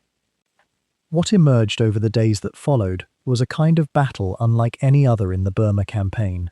The Japanese, following their doctrine of infiltration and close-quarters combat, threw themselves against the perimeter repeatedly, attacking at night under the cover of darkness and mist, seeking to overwhelm the defenders through sheer ferocity and numbers. But the British and Indian defenders, working frantically to build wire and dig trenches, to clear fields of fire around that tennis court and the buildings that surrounded it, fought with the particular desperation of men who knew they could not retreat, could not move, could not do anything but hold. The space was so confined that the battle became almost claustrophobic. At times, the opposing forces were separated by only yards, and grenades and mortars became the primary weapons, close enough that hand-to-hand combat was not uncommon. The tennis court itself became a focal point of the fighting, its flat surface overlooked by heights that the Japanese occupied, making it a killing ground that nonetheless had to be held and defended because the entire perimeter would collapse if it fell. Food became a secondary concern, though no less pressing. The garrison had supplies for some weeks, but water was always a problem, and the stress of constant alert, the inability to truly rest, the knowledge that the perimeter might break at any moment, wore on the defenders in ways that combat alone could not fully capture. Above them, the sky frequently cleared enough for Allied aircraft to reach them, dropping supplies by parachute, boxes of ammunition and medical supplies, and rations drifting down through the mountain air into contested territory where Japanese soldiers sometimes managed to intercept them. This gave Kohima its own supply lifeline, tenuous and unpredictable though it was, and it meant that unlike many besieged garrisons in history, they would not simply starve into surrender. The Japanese attacks continued with terrible regularity. Night after night, the defenders would hear the whistles and shouts of the approaching Japanese soldiers, would see shadows moving in the darkness, and would pour fire into the gloom. The casualty rate among both attackers and defenders was extraordinary. Japanese soldiers, having expected a swift collapse, found themselves unable to break through the perimeter despite repeated assaults. General Sato, frustrated and increasingly concerned about his own supply situation, kept throwing his men forward in what amounted to frontal assaults against a well-prepared, though outnumbered, defense. It was not the kind of warfare that offered much hope for a breakthrough, and as the days accumulated into weeks, it became clear that Kohima would not be taken by storm. The significance of this northern siege was beginning to shape the broader campaign, even as Imphal remained under pressure. Every Japanese soldier tied down at Kohima was a soldier not available to press the assault on the main plain. Every supply unit that had to be diverted to support the Kohima force was a unit not feeding the divisions attacking Imphal. The two sieges, though separate geographically and tactically distinct, were nonetheless interconnected parts of the same grand strategic nightmare that Mutaguchi had conceived. Kohima was meant to be a supporting thrust, a way to cut the lines of communication and reinforce the pressure on Imphal from the north. Instead, it was becoming a drain on resources and a demonstration that the numerical superiority and fighting spirit that the Japanese had counted upon would not automatically translate into victory against an enemy that had learned, over the course of years of warfare in this difficult terrain, how to hold ground and make the attacker pay a terrible price. And so while the main focus of attention would remain on Imphal, where the stakes seemed larger and the terrain more familiar, Kohima persisted in the mountains like a splinter that could not be easily extracted, a small, fierce, and brutal siege that would ultimately prove as important to the campaign's outcome as any of the larger battles unfolding to the south. As March gave way to April, the three Japanese divisions were already moving like fingers closing into a fist. From their positions south of the Chindwin, forces under General Masafumi Yamauchi began their deliberate march northward, across terrain that had been chosen with meticulous care, or so the planners believed. The monsoon rains had not yet arrived in their full force, which meant that the roads and tracks carved through the jungle were still passable, though barely. Columns of infantry wound their way through the green darkness, the sound of boots and supply carts mixing with the constant drip of moisture from the canopy above. By the fourth week of March, Japanese forces had begun probing outward toward Tidim, a small garrison town held by elements of the 15th Indian Corps. This was not a coincidence. Tidim lay directly on the main road leading from the Chindwin toward Imphal, perhaps 40 miles to the north. To take Tidim was to snap one of the vital threads connecting the plain to the outer world. General Mutaguchi had arranged his assault with considerable tactical precision. The 28th Army under Masafumi Yamauchi was to advance northward from the Chindwin toward Imphal itself, driving up through Bishenpur and the southern approaches. Simultaneously, the 31st Army, commanded by General Kotoku Sato, was to arc around from the east, using mountain passes that wound through territory that had rarely seen pitched battle. But it was the 23rd Army, under General Masafumi Yamamoto, that was given perhaps the most delicate assignment. This force was to operate in the middle distance, neither directly attacking Imphal nor sweeping around it, but rather moving west to cut the road at Tidim itself, thereby severing General Slim's main supply line and creating what the Japanese strategists hoped would be an unbearable situation for the defenders. When you think about military strategy in its most abstract form, what you are really thinking about is geometry. The question is always where to place your forces so that your opponent cannot occupy all the ground that matters to them simultaneously. The British had anticipated something of this, though perhaps not the full scope or the conviction behind it. As March progressed, reconnaissance aircraft had been reporting increasing Japanese movement in the highlands to the south and east. The question that occupied General Slim's mind, as it did his staff, was not whether to resist, but where and for how long. An army attempting to hold a dispersed perimeter across hundreds of miles of broken terrain could be destroyed piecemeal if its communications were severed. This was the danger that grew more acute with each passing day. The first serious contact came along what was already known as Tidim Road, a narrow, winding mountain track that descended from the heights above Tidim town, down toward the plain below. It was not a place that naturally invited military operations. The road was barely wide enough in most places for two men to walk abreast, let alone for supply trucks or artillery pieces to maneuver. The hills on either side rose steeply, covered in dense vegetation. During the monsoon, water would cascade down these slopes in torrents. In the drier season, which was only just beginning to give way, the road was slick with mud and fallen debris. It was here, in early April, that elements of the 28th Japanese Army collided with Indian troops of the 4th Corps who were attempting to fall back in good order toward the plain. The battle that unfolded was neither the grand cavalry charge of historical imagination, nor the neat geometric engagement beloved of military textbooks. Instead, it was a series of sharp, bitter skirmishes, strung out over miles of difficult country, each company or platoon fighting its own desperate little war, almost unaware of what was happening 500 yards away, along the same winding track. The Japanese soldiers who were moving down from the highlands carried with them an almost fierce determination. They had been told, many of them, that they were on the verge of something historically momentous. The occupation of Burma had seemed to confirm to many Japanese officers that their army was not merely competent, but perhaps even capable of defeating the British Empire outright. The capture of Singapore, the conquest of the Philippines, the mastery of most of Southeast Asia, these were facts that could not be disputed. So why not India?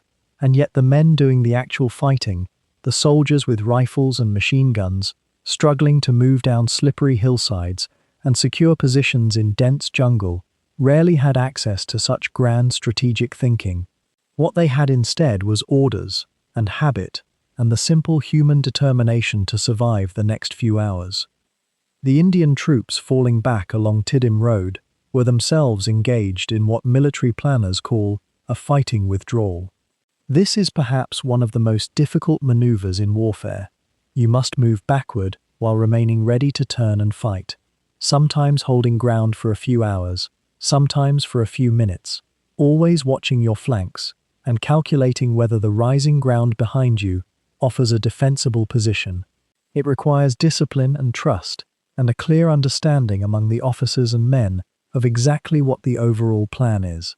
General Slim had been working hard to build precisely this kind of understanding. The lessons of earlier campaigns in Burma had taught him that armies that panic and flee in disorder die in disorder, but armies that understand they are falling back as part of a deliberate strategy can maintain their cohesion and their will to fight. As the Japanese pressed forward in early April, they began to drive wedges into the Indian lines. Small garrisons were bypassed and left behind. Supply convoys were ambushed. The Tiddim Road itself became increasingly dangerous to traverse. British commanders made the difficult decision to abandon forward positions and concentrate their forces further back. This was not defeat in the moment-to-moment sense. It was surrender of ground in the service of larger strategic goals. Yet for soldiers who had spent weeks holding specific positions, who had built fieldworks and established supply points, and made those places as secure as possible, the order to withdraw was bitter. What made it worse was the terrain itself. The Tiddim area sits at elevation, nearly 5,000 feet in places. The jungle here is not the dense, low scrub of the plains, but rather a higher, darker forest, where mist frequently clings to the hillsides in the early morning hours. The few roads and tracks that existed had been built by the British over decades, often following routes that dated back to the colonial period or even earlier. There was an old tennis court in Tiddim, curiously, a remnant of a quieter era, but there would be no leisurely matches played there in April of 1944. The Japanese columns moving south along the road and through the surrounding hills were beginning to realize, though perhaps not consciously, that advancing through terrain like this was exhausting work. Supply became increasingly difficult as distances from the Chindwin stretched out. Men who had been marching and fighting for days began to show signs of fatigue. The numbers of soldiers falling out from illness or minor wounds increased. This was the beginning of a tension that would grow more acute as the campaign deepened. The further the Japanese advanced from their supply bases, the thinner their resources became. Mutaguchi had planned for a rapid breakthrough, a swift concentration around Imphal, and then a swift consolidation. But warfare rarely behaves as neatly as plans suggest. By the middle of April, Japanese forces had secured Tiddim itself. They had achieved part of their objective. The road was cut. Supply lines that had previously connected Imphal to the outside world were now severed or extremely difficult to use. Yet the Indian troops, rather than being trapped, had already begun moving back toward the concentrated defensive position that Slim had chosen to establish around Imphal itself. The geometry of the campaign was shifting. The Japanese had advanced, yes, but into what? They had cut a road, but the British army had not died along that road. Instead, it was concentrating its strength. It was tightening its grip on the plain of Imphal and preparing to meet the converging Japanese advance on ground largely of its own choosing. Amid the thunder of Japanese artillery and the grinding advance of mechanized columns, there moved through the chaos a force that carried a different kind of weight, the soldiers of the Indian National Army, men who wore uniforms not to conquer Burma, or to extend an empire, but because they believed, however tentatively, that they might be marching toward the liberation of their own country. This was the INA, and their presence in Operation Yugo represented something far more complex than a mere military unit following orders from Tokyo. They were, in some sense, caught between two convictions, two homelands, and two very different visions of what freedom might look like. The origins of the Indian National Army reach back several years, to 1941, and the visionary, restless energy of Subhas Chandra Bose, a Bengali independence activist who had grown convinced that India could not be freed through negotiation alone, that armed struggle was the necessary path. Bose had escaped from British-controlled India, made his way across the world to Japan, and there found an unlikely patron in the Japanese military establishment. Japan, after all, had styled itself as the liberator of Asia, the force driving out European colonialism, and to Bose, this narrative held genuine appeal. If Japan could help arm and train Indian soldiers, if they could forge a military alliance that might shake British control in India, then perhaps the moment of independence was not decades away, but merely years. It was not a foolish calculation, not entirely. It rested on real frustration with British rule, real sacrifices made by Indian soldiers in a war that many felt was not their war to fight. By 1943, the INA had been formed, recruited partly from Indian prisoners of war captured by the Japanese in Malaya and Singapore, men who had been given a choice that was perhaps not entirely free: join the Army of Liberation or remain in captivity. Some came willingly, genuinely moved by Bose's vision. Others came because the alternative seemed worse. The army grew to number perhaps 30,000 men, divided into divisions with names that spoke to their aspirations: the Gandhi Regiment, the Azad Hind Regiment, names that were meant to evoke the independent India they hoped to create. There was something poignant in this, something that asks us to sit for a moment with the complexity of history. These were Indian soldiers who had fought for the British Empire in North Africa, in Malaya, and who were now being asked to fight against it, to fight for a different future entirely. The moral and emotional weight of such a reversal cannot be simply dismissed as collaboration or treason, though it was certainly treated that way when the war was over. When Operation Yugo began in March of 1944, the INA advanced alongside the Japanese divisions, moving across the Chindwin and into the hills of Manipur. There was genuine hope among Bose's followers that this campaign would succeed, that Japanese military power would overwhelm British defences, that Imphal might fall, and that from there, from a foothold on Indian soil, a political revolution might spread. The propaganda messages were explicit: "We are coming home. We are coming to liberate you." The Japanese encouraged this fervent belief, for it served their military purposes even if they had no genuine intention of supporting Indian independence. Conquest required no promises to the conquered. But as the campaign wore on, as Japanese columns pushed toward Imphal and the rains began to fall, a harder reality began to emerge. The Indian National Army, despite its numbers and its considerable motivation, proved to be militarily ineffective in ways that no amount of determination could overcome. The soldiers lacked the training and the experience of regular Japanese units. They lacked the discipline that comes from years of institutional military service. More profoundly, they lacked the equipment, the ammunition, the logistical support that would have been needed to sustain them in a prolonged campaign. The Japanese, absorbed in their own desperate struggle to breach the Imphal plain and maintain their own supply lines, had little surplus to give to their Indian allies. The INA found itself doing much of the heavy lifting on secondary fronts, in areas where the fighting was just as brutal, but where resources were scarcer and hope seemed to drain with each passing day. There are accounts from the campaign that suggest the INA soldiers fought with real bravery, that they held positions and advanced against British and Indian forces at considerable cost to themselves. But there are also accounts of demoralization, of units fragmenting, of desertion increasing as the monsoon came and supplies failed to arrive. Some Indian soldiers captured by British forces during this campaign reported that they had felt abandoned by their Japanese commanders, that they had been used as expendable forces while Japanese regulars were held back for more important operations. Whether this was always true, or sometimes true, or whether it reflects the fog of wartime memory and POW interrogation, is difficult to say with absolute certainty. What seems clear, though, is that the INA's grand dream of liberating India from the outside, with Japanese military support, collided with the reality that the Japanese themselves were struggling to survive. By some estimates, the INA suffered 20,000 casualties over the course of the campaign, men killed or wounded or dead from disease and starvation in the mountains.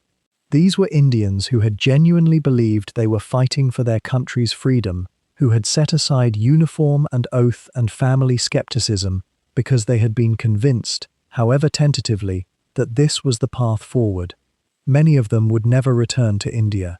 Those who did return and survived the campaign found themselves in a strange and difficult position after the war, treated with suspicion by British authorities, sometimes regarded as traitors by fellow Indians. Their sacrifice and idealism caught between two collapsing empires and the messy, complicated process of independence that was already underway. What emerges from this part of the story, if we sit with it in quiet reflection, is perhaps the recognition that history is not always clean, that motivations are often tangled, and that people caught in the current of great events are rarely in a position to see clearly where those events will lead. The Indian National Army wanted freedom. They believed they had found a path to it. They were wrong about the path, or at least wrong about whether that particular vehicle could carry them to that destination. But their desire for independence, their willingness to fight and die for it, was real. And their experience in this campaign, marginal, underfed, under-equipped, speaks to something that neither the Japanese, nor the British, nor even Bose himself had fully reckoned with. That good intentions and military support could not substitute for the actual balance of power in the world, and that the liberation of India, when it came, would come through political exhaustion and negotiation, not through armies advancing across monsoon-soaked mountains. The INA's presence in the Battle of Imphal reminds us that every soldier carries not just weapons and rations, but hopes and beliefs about what his sacrifice might purchase. Sometimes those beliefs are rewarded. Often, they are not. And so the Japanese columns, having crossed the Chindwin in those early weeks of March, began their convergence toward the Imphal plain with a kind of terrible inevitability.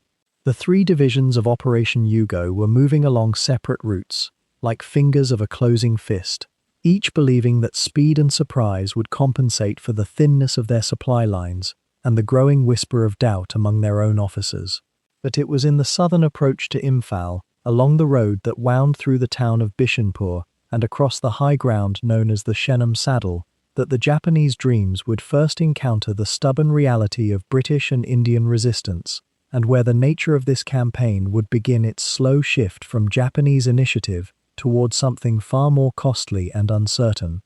The Bishanpur sector lay roughly 30 miles to the south of Imphal itself, a place of wooded valleys and narrow roads where the terrain seemed almost deliberately designed to favor a defender willing to hold ground rather than yield it.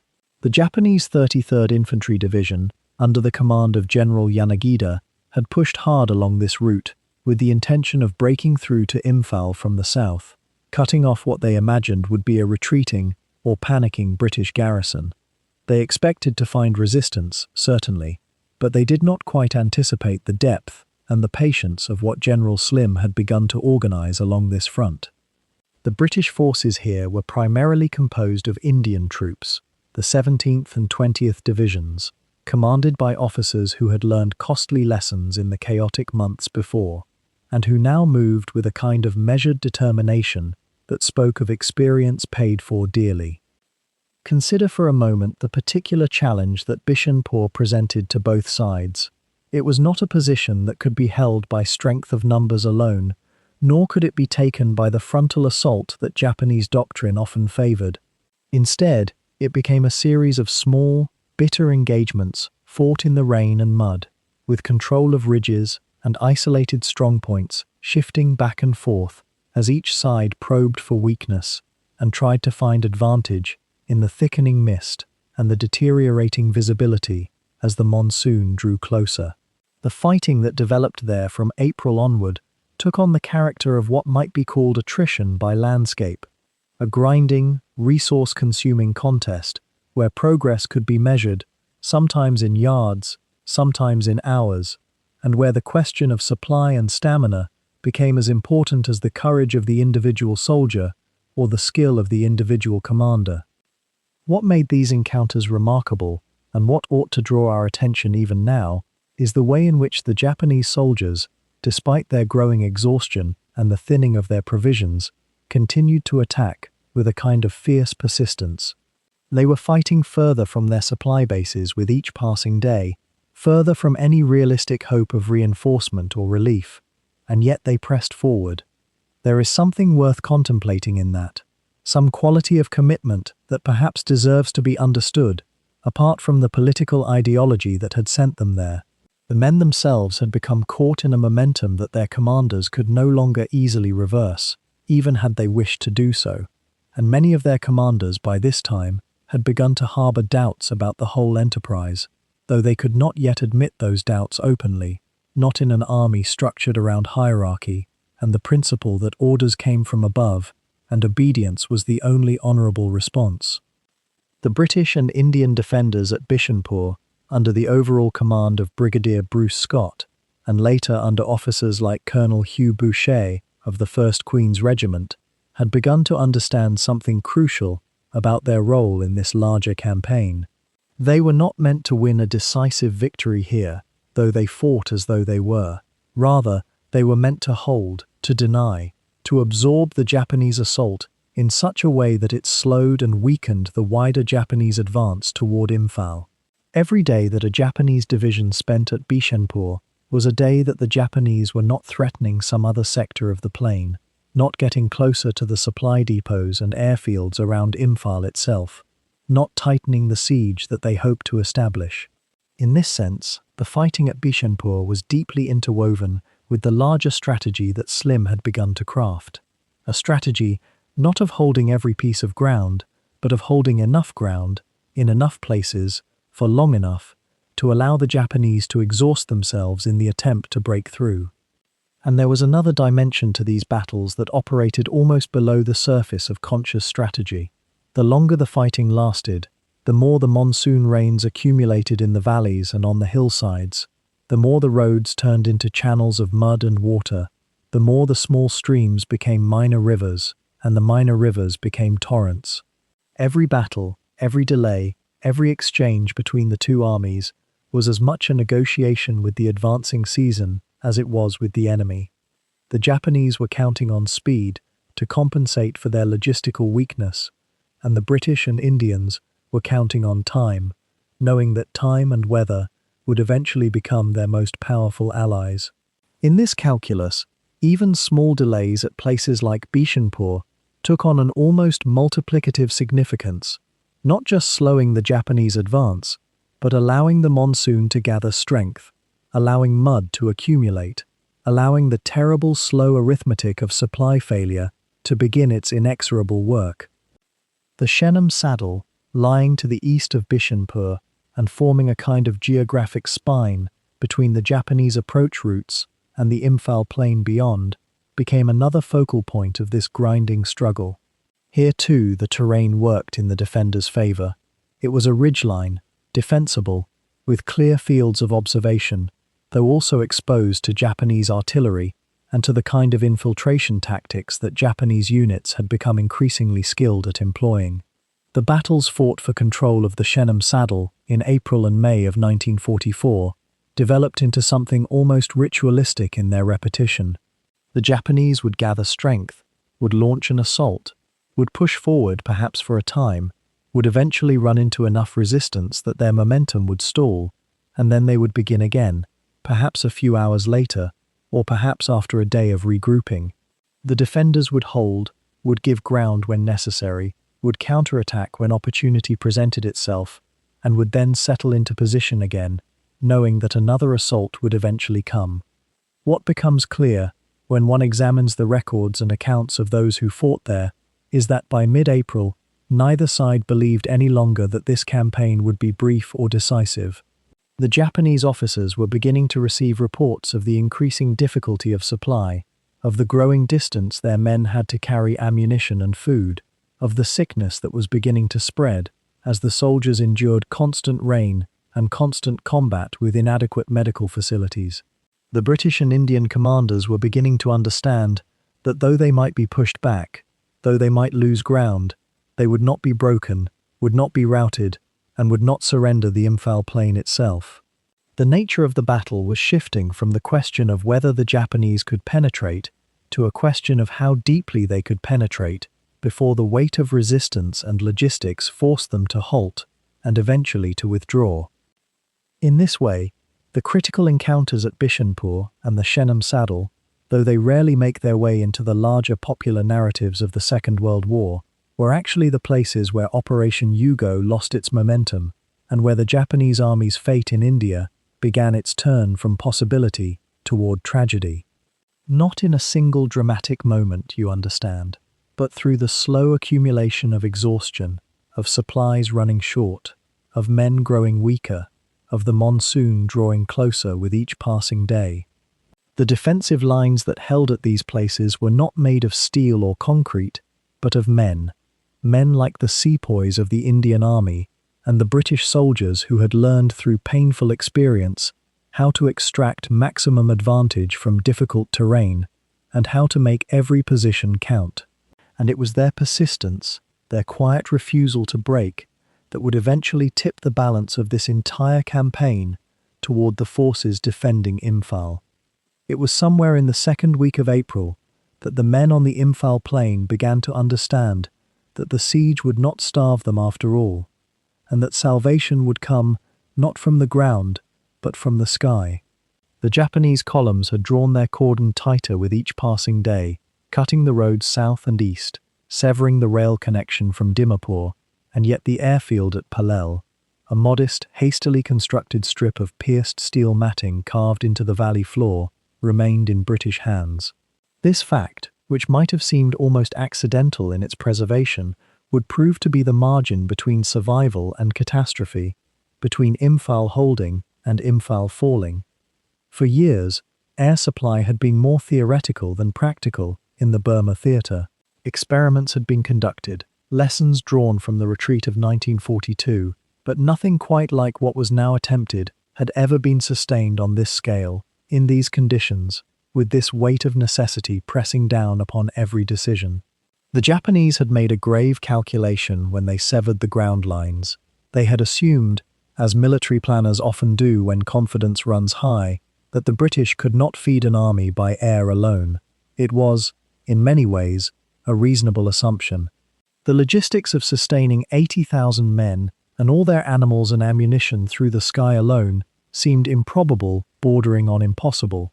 And yet, under the direction of Air Vice Marshal Donald Stephenson and the tireless coordination of the men on the ground, the impossible was being assembled piece by piece, flight after flight.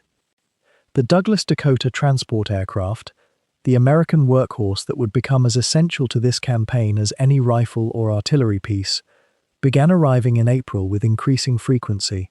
These sturdy, reliable machines, with their twin engines and their capacious cargo holds, could carry roughly 6 tons of supplies each. They could land on the roughest fields. They could turn around quickly. In the monsoon season that was only weeks away, they would become almost the only reliable method of resupply, for the rains would transform the roads into rivers of mud and the airstrips themselves into zones of uncertainty and constant repair. But in these early weeks of April, when the weather was still temperamental but not yet tyrannically wet, the Dakotas flew in steady streams from Dimapur and Sylhet and other forward bases, their pilots threading through the valleys of Manipur with a precision that gradually became routine, though it never became safe. The tonnage calculations were brutal and unforgiving. The men at Imphal consumed roughly 500 tons of supplies per day: food, ammunition, medical stores, fuel, spare parts, the endless list of objects that an army requires simply to exist and to fight.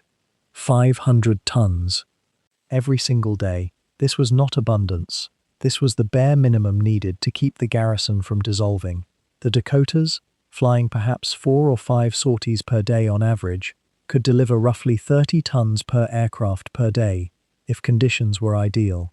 The mathematics offered no comfortable margin.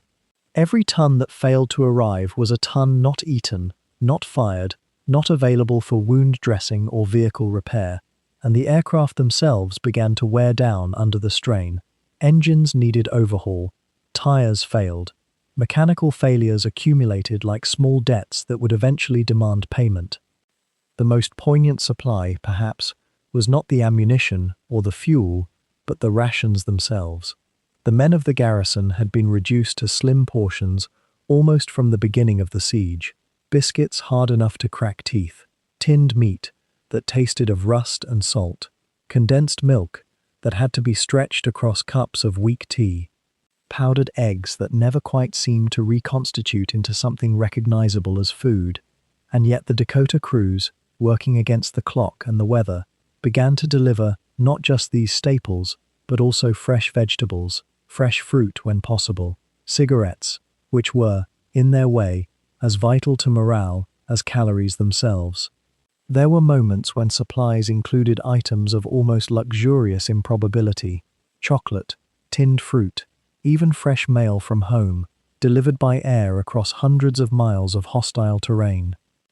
The pilots who flew these missions developed their own quiet heroism, the kind that goes largely unremembered because it lacks the drama of combat, the visible enemy, the explosion and flash of conventional warfare. They flew into unpredictable weather. They landed on airstrips that were being shelled or threatened by enemy positions nearby. They loaded and unloaded cargo with their own hands when ground crews were insufficient. They performed miracle repairs in the field with improvised tools. Some of them were killed, their aircraft brought down by enemy fire, or by weather, or by mechanical failure that came at the worst possible moment. But the supply lines, fragile though they were, held. The tonnage increased. By the middle of April, as the monsoon began its tentative approach and the rains fell in longer periods, it became clear that Imphal would not be starved into surrender. This development, which might seem almost a small tactical detail against the broader canvas of the battle, reverberated through the Japanese command structure like cold water through warm flesh. Mutaguchi had been betting, in a sense, on time, assuming that a quick breakthrough would bring either victory or, failing that, a negotiated withdrawal before supply became critical. But now the equation had shifted. The men of the garrison were not diminishing in capacity. If anything, the arrival of supplies by air was steadying them, giving them the resources to hold their positions, to organize their defenses more thoroughly, to believe that relief was possible. The very impossibility that the Japanese had banked upon, a sustained airlift in the heart of monsoon season, was becoming reality. One Dakota landing after another, dust clouds rising from the Palel airstrip, the hum of engines that meant another 5 tons of ammunition, or flour, or medicine, had arrived safely. There was, too, a subtle but important psychological element in this aerial salvation. The soldiers on the ground could look up and see evidence that they had not been abandoned, that someone far away in Delhi and beyond was moving heaven and earth to keep them alive. It is a small thing, perhaps, but in the grammar of military morale, it is not small at all. The sight of the silver aircraft descending through the mist, the roar of their engines as they came in to land, the organized chaos of unloading that followed, all of this spoke to a narrative of rescue that was still unfolding. The siege, which had begun with a sense of dread, had metamorphosed into something else. A test of endurance, yes, but also a test that could be passed. And as the machines from the sky continued their relentless deliveries, the garrison began to settle into a grim but determined patience. The battle was far from over. The Japanese attacks would continue. The casualties would accumulate. But starvation, at least, would not be the agency of defeat. and so the armies found themselves locked in something neither had anticipated with the clarity they might have wished.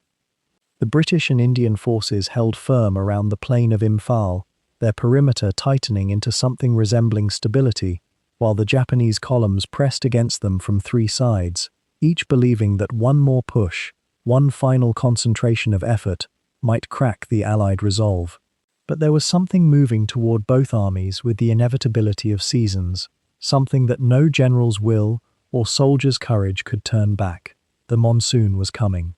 Indeed, it had already begun to arrive in those soft, almost apologetic waves, a drop here, a steady patter there, but by June, when the full force of it descended across the hills and valleys of Manipur, it became something altogether different from mere rain.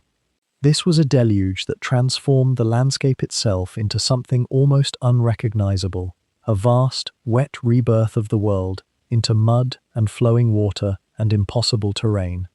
The rivers that threaded through the valleys, the Imphal itself, the Loktak, the smaller streams that carved through ravines and jungle, began to swell. What had been crossable became impassable. What had been a path became a river.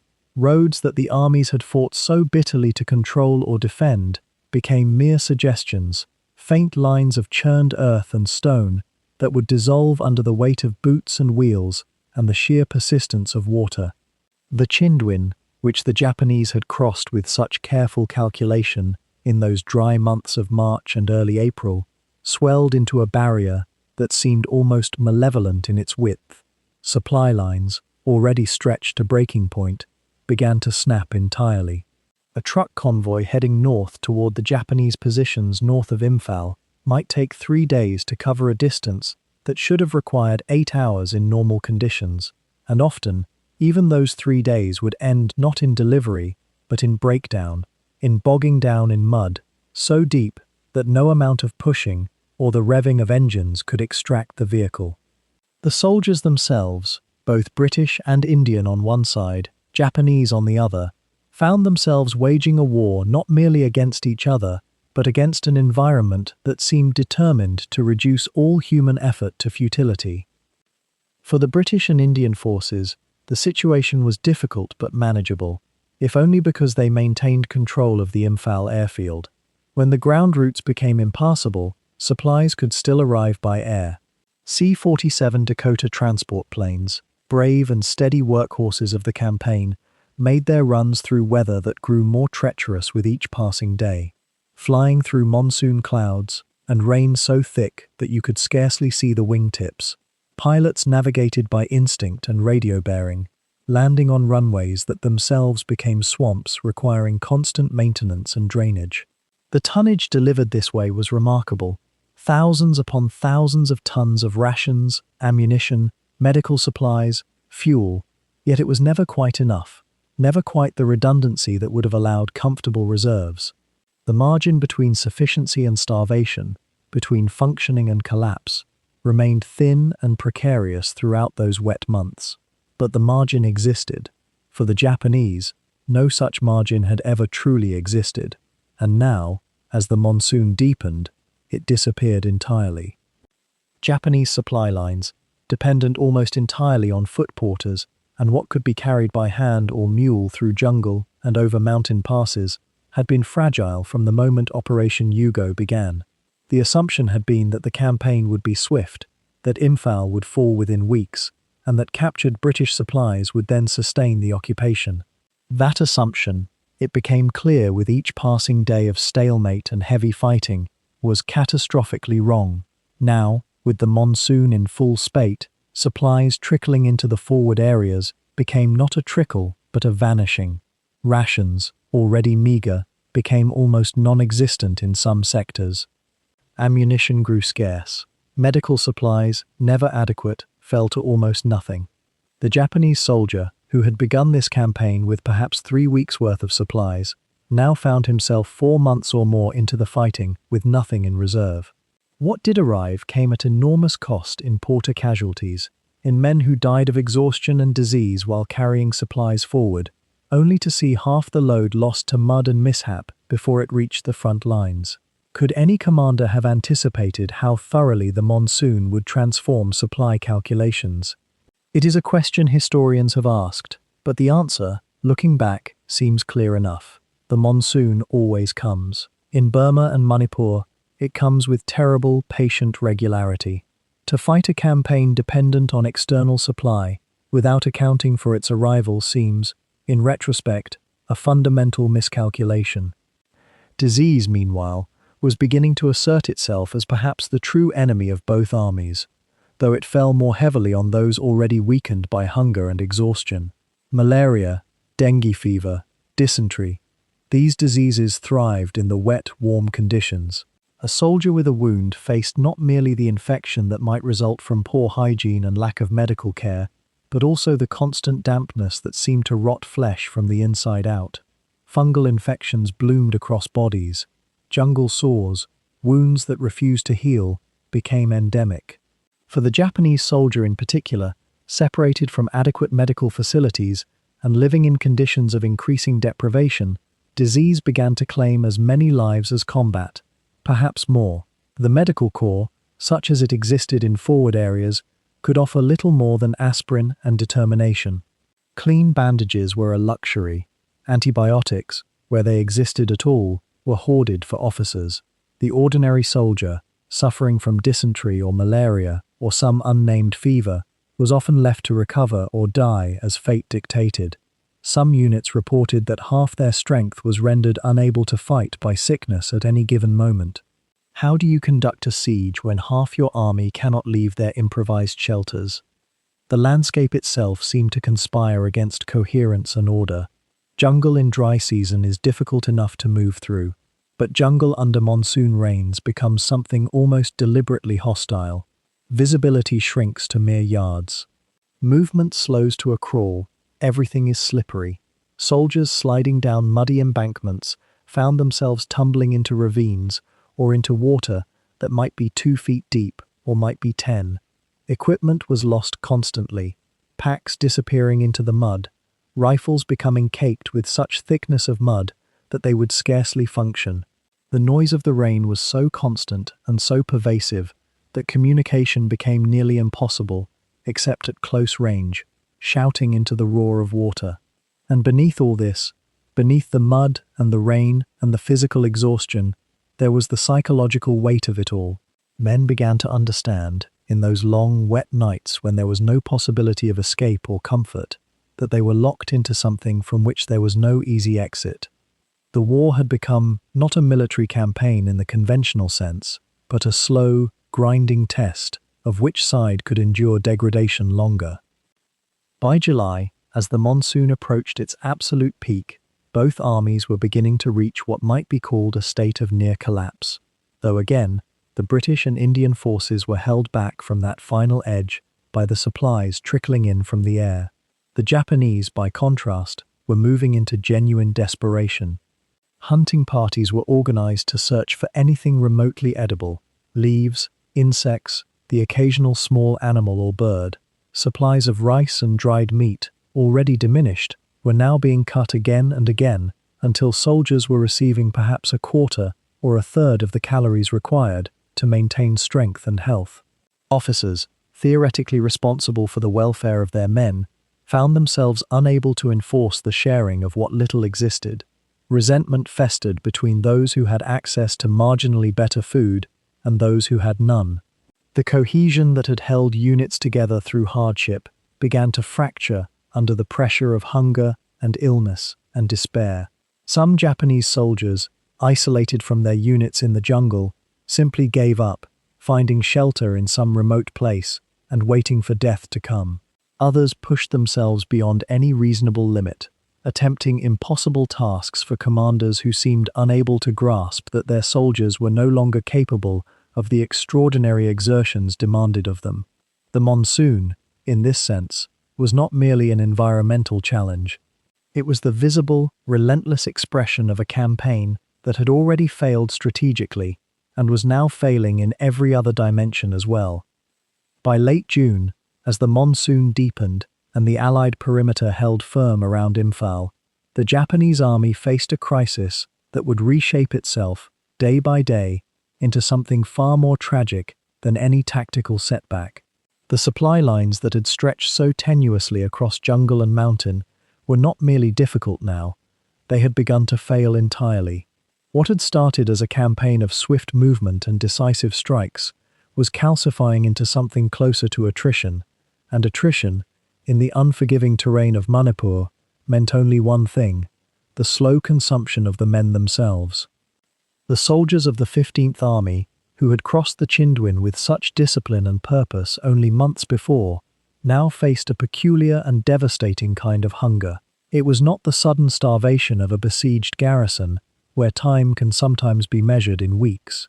This was the grinding, metabolic erosion of an entire fighting force spread across hundreds of miles of hostile ground, cut off from regular supply, eating the landscape itself and finding it nearly barren.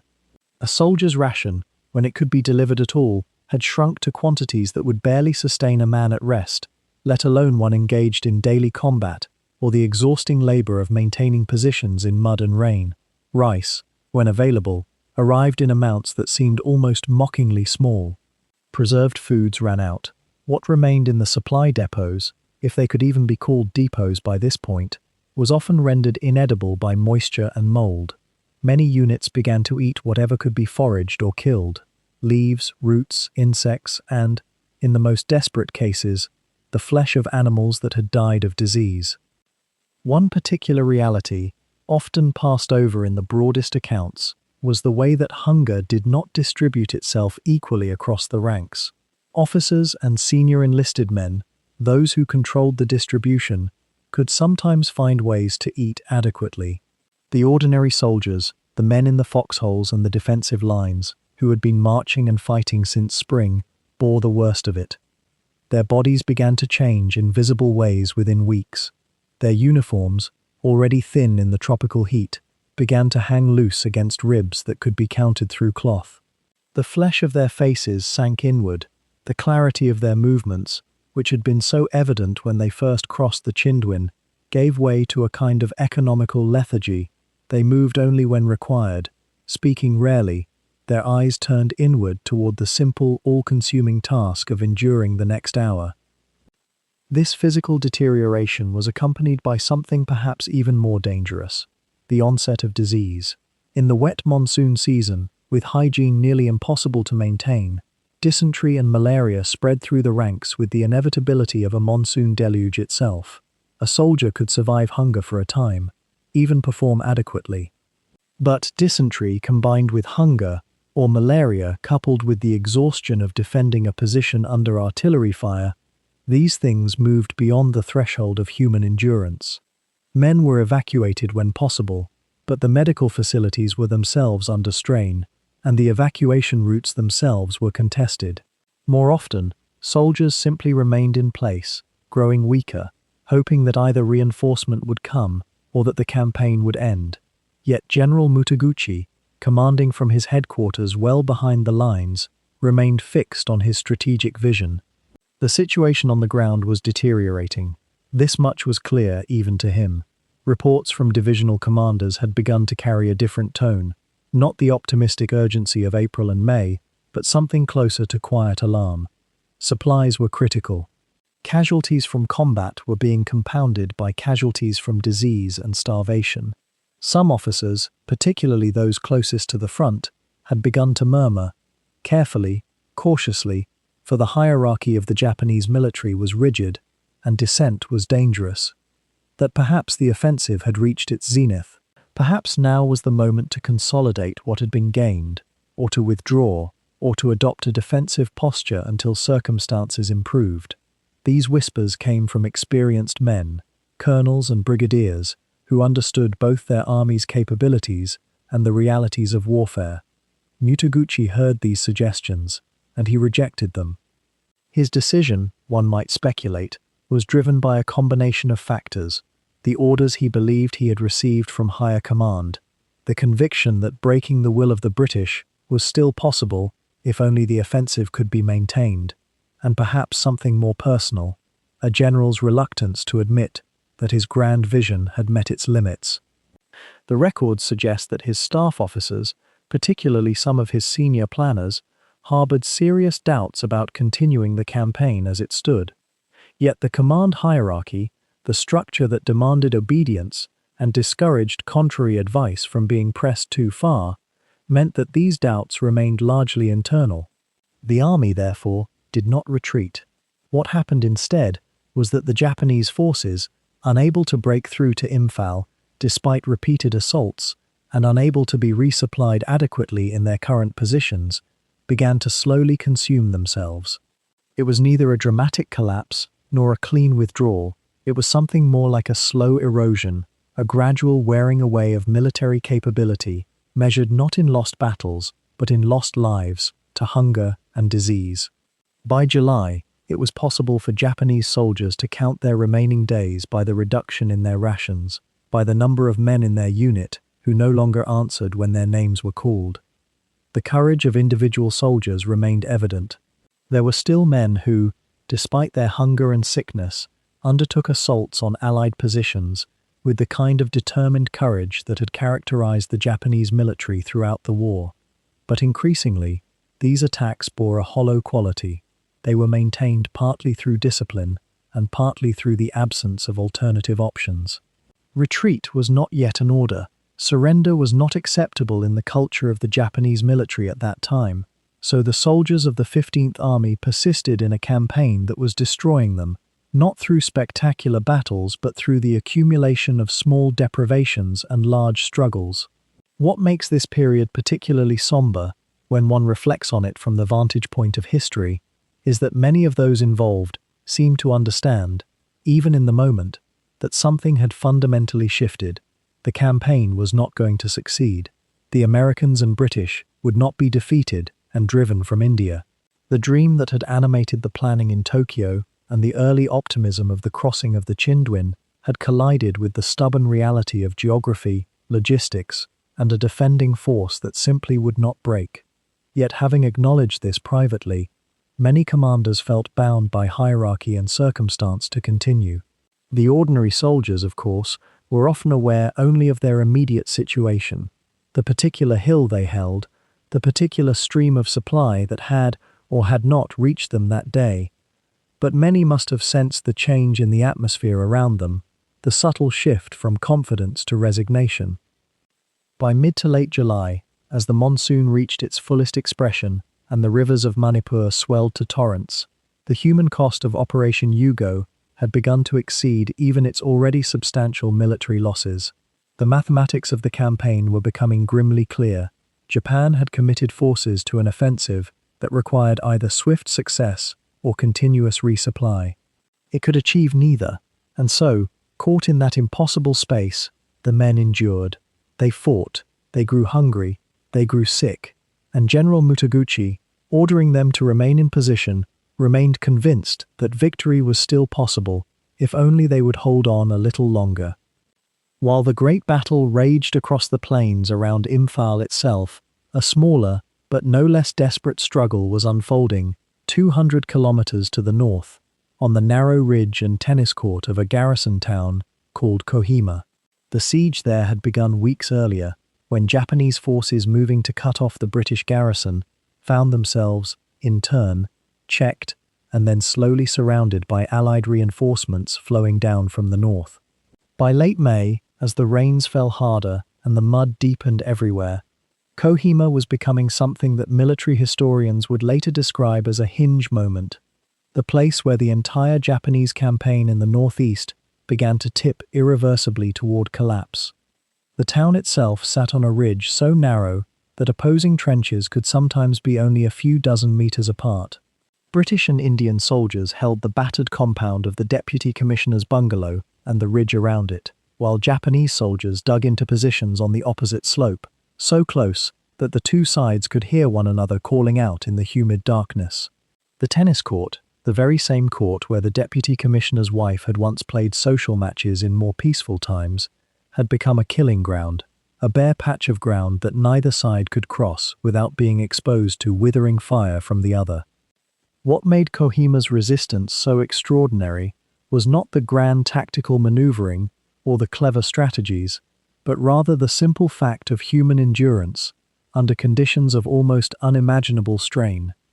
The British and Indian garrison, reinforced by fresh troops but still badly outnumbered, held their ground with the quiet desperation of soldiers who knew that if they gave way, Imphal would fall within days.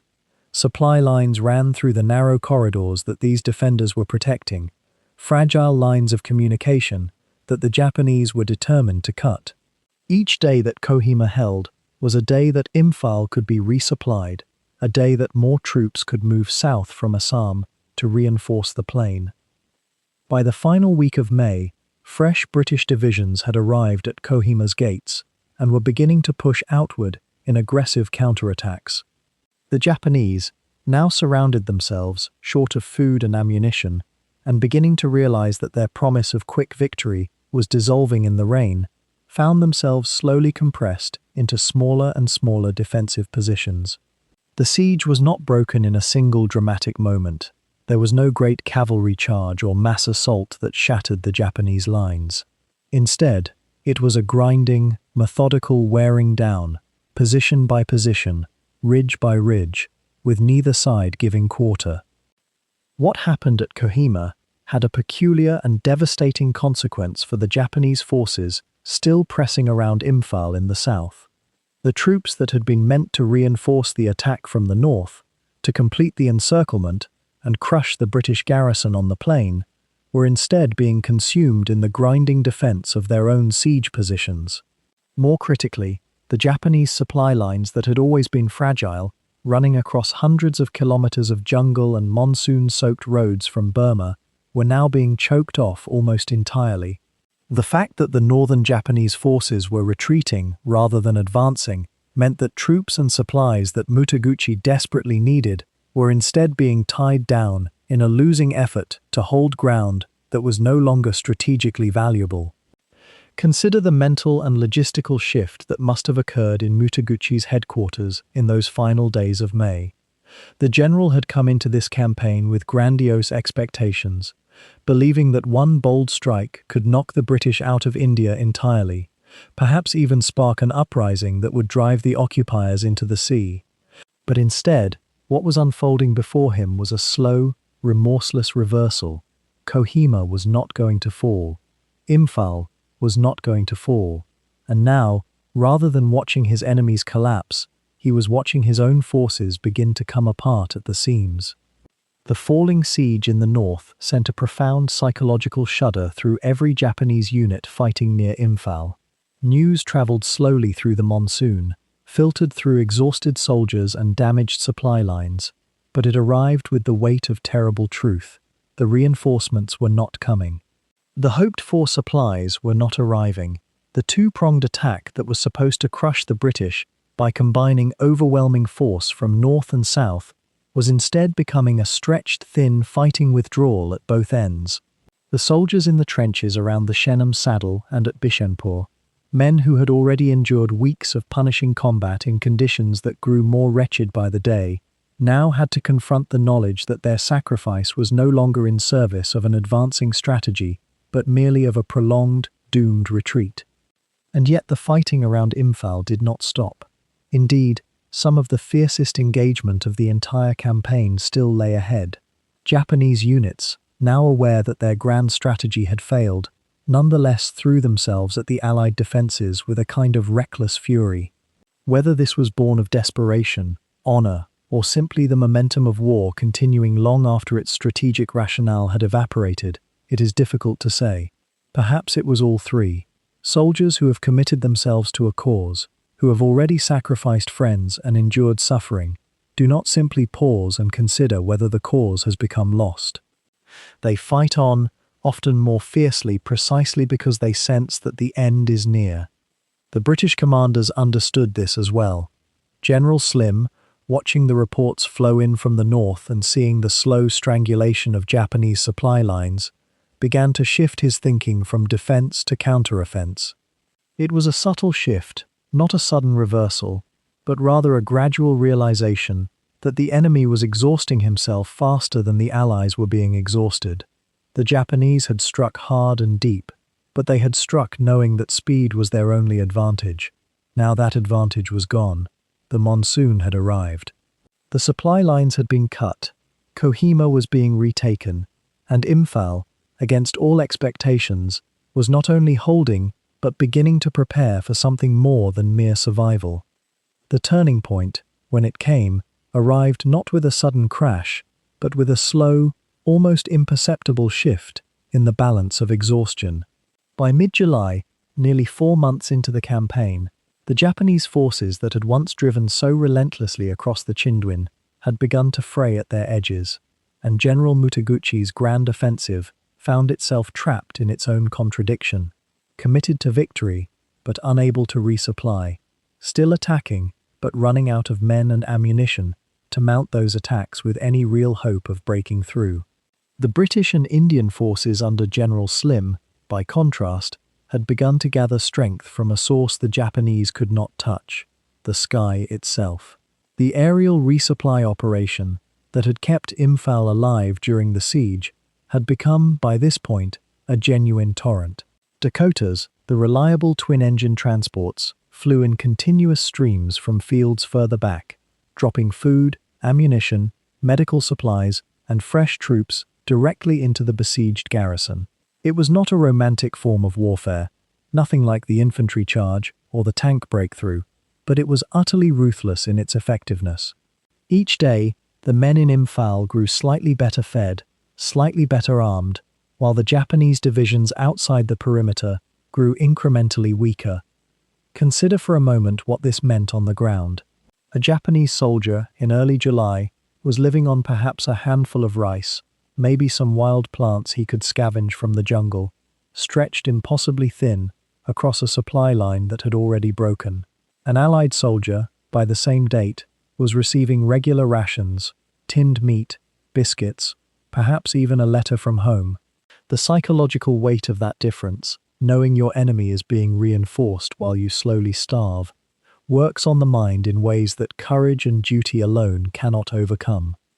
By late June and into July, the first tentative moves of the Allied counteroffensive had begun to take shape. It started modestly, almost cautiously, as if Slim himself wanted to ensure that this time there would be no repetition of earlier disasters. Small columns, carefully supplied and supported by artillery, began to push out from Imphal toward the south and east, probing the Japanese positions with deliberate caution. The terrain remained brutal. The same steep hills, the same sodden valleys that had devoured both armies for months.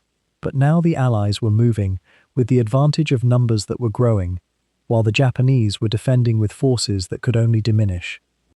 The Japanese command structure, by this point, had fractured along lines of doubt and disagreement.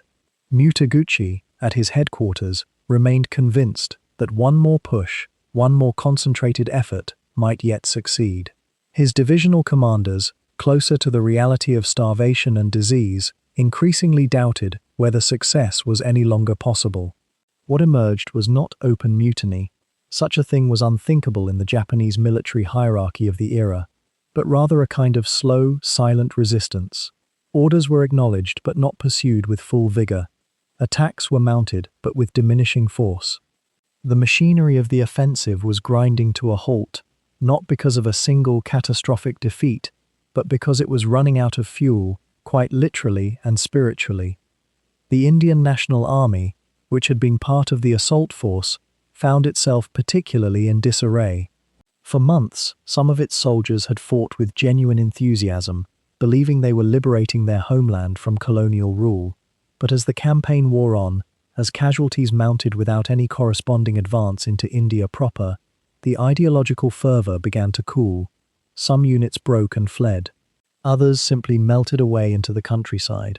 The great dream of marching triumphantly into Delhi had dissolved into the muddy reality of being surrounded, starving, and slowly being pushed back toward Burma.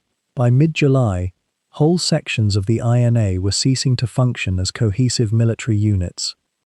The road between Imphal and Kohima, that slender thread of connection that had been severed in April when the Japanese launched their assault from the north, remained the central geographical prize of the campaign at this turning point. To reopen it would mean linking the two besieged Allied garrisons and doubling the effective force available for the counteroffensive. The Japanese, recognizing this, fought with grim determination to keep the road closed, but the British and Indian forces pushing north from Imphal and south from Kohima were beginning to compress the space between them, slowly, methodically closing the noose. The battle to break through the Japanese positions between the two cities was not a single dramatic engagement, but rather a series of bitter, grinding firefights, each one swallowing up men and ammunition without offering any of the glory or decisiveness that generals sometimes dream of. Shenham Saddle became a particular point of contention, a high, exposed piece of ground that commanded the approaches to the road. Day after day in July, Allied forces probed and attacked, and day after day the Japanese, growing thinner but no less determined, held on.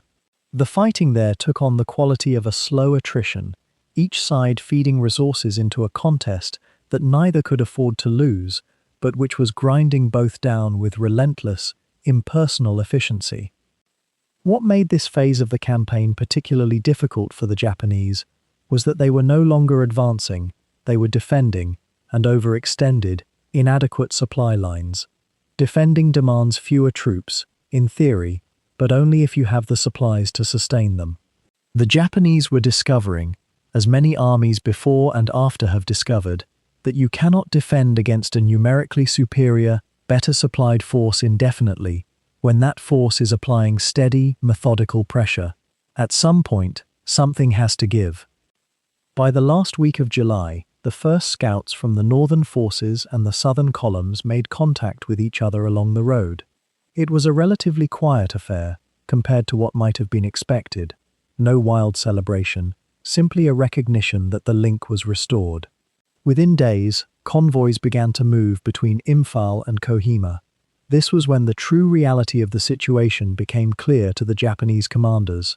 Not only had their assault failed, but they were now facing an enemy that was no longer besieged and fragmented, but unified, resupplied, and growing in strength with each passing day. The collapse that followed was not sudden, but it was inexorable. Japanese divisions that had been relatively cohesive began to suffer mass desertions. Units that had fought together for months, fragmented under the pressure of hunger, disease, and the creeping knowledge that the war they were fighting could not be won.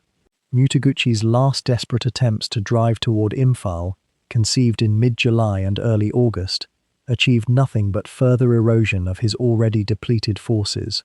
Each attack met stronger resistance, each advance covered less ground, and each day added to the casualty lists without any corresponding progress on the map. By August, the question was no longer whether the Japanese would be defeated. That had become clear. The only question that remained was how quickly they could extract their forces before the noose tightened completely, and how many men would die in the attempt. General Slim, demonstrating the caution that had characterized his entire conduct of this campaign, pressed his advantage carefully but relentlessly, avoiding the kind of precipitate pursuit that might expose his forces to being cut off or ambushed. He had learned the lessons of earlier campaigns. He would not make the mistakes that had cost the British so dearly before. The slow reversal of fortune that had seemed so absolute just weeks earlier, when the Japanese were at the gates of Imphal and the Allied garrison seemed trapped, happened almost quietly, drowned out by the sound of rain and the groaning of overloaded supply convoys. But those who were there, who lived through those weeks of July and August, knew that they were witnessing a fundamental change. The Japanese offensive that had launched with such high hopes in March had become, by early August, a desperate scramble for survival. By late July, something had shifted in the monsoon air above the Imphal plain. The Japanese formations that had pressed so relentlessly toward the city in those first weeks of April now moved in the opposite direction, though the word retreat seems almost inadequate to describe what was unfolding across the muddy roads and swollen rivers leading back toward Burma. It was less a withdrawal than a dissolution, a gradual, aching separation of an army from the territory it had conquered, and then, in the end, could no longer hold. General Mutaguchi had finally accepted what his subordinates had known for weeks, perhaps for months, that the supply lines stretching back across the Chindwin were not merely thin but broken, and that an army cannot feed itself on determination alone, no matter how fiercely the commander believes in victory. The realization came not as a sudden revelation, but as a slow, reluctant acknowledgement that reality had overcome ambition. By the middle of July, orders began to filter down through the Japanese command structure: consolidate where possible, but prepare to move. Not advance, move backward, back toward the river, back toward Burma, back toward whatever might still exist of home. The soldiers who had crossed the Chindwin with such hope in March, their uniforms still relatively clean, their supplies seemingly adequate, their sense of purpose still intact, were now creatures of a different war entirely. 4 months of fighting, hunger, disease, and the grinding realization that reinforcements would never arrive had transformed them into ghosts of themselves. Many were no longer capable of rapid movement. Dysentery had become perhaps the most efficient destroyer of the invasion force, more effective than any British artillery or Indian infantry counterattack. Men who had once marched 12 miles in a day now required 4 hours to cover 2. The Chindwin, swollen by the monsoon rains into a muddy, violent river perhaps 400 yards across in places, stood between them and whatever safety Burma might offer. The question was not whether they could retreat, but whether they could retreat before the river rose high enough to make crossing impossible. What followed in those final weeks of July and into August was something that historians would later recognize as one of the great military catastrophes of the Pacific War, comparable in its devastation to the island campaigns that had bled Japan white. Yet, there was less drama in it than in those famous island fights. There were no last stands. There were no spectacular final charges. There was instead a creeping, agonizing dissolution, a slow-motion collapse that was perhaps more terrible for its ordinariness, for the simple fact that it played out not in dramatic moments, but in the accumulation of countless small failures, countless soldiers who could no longer walk, countless units that simply ceased to function as fighting forces and became instead merely streams of exhausted, desperate men seeking the river. The retreat paths from Imphal and Kohima led through terrain that had become almost impassably hostile. The roads, where they existed at all, were rivers of mud. The jungle, which had provided cover during the advance, now seemed to actively conspire against them, its vegetation so lush and choking that it forced soldiers to move along predictable routes where waiting British and Indian forces could inflict casualties at will. Small battles erupted almost daily as Allied forces pursued the retreating Japanese.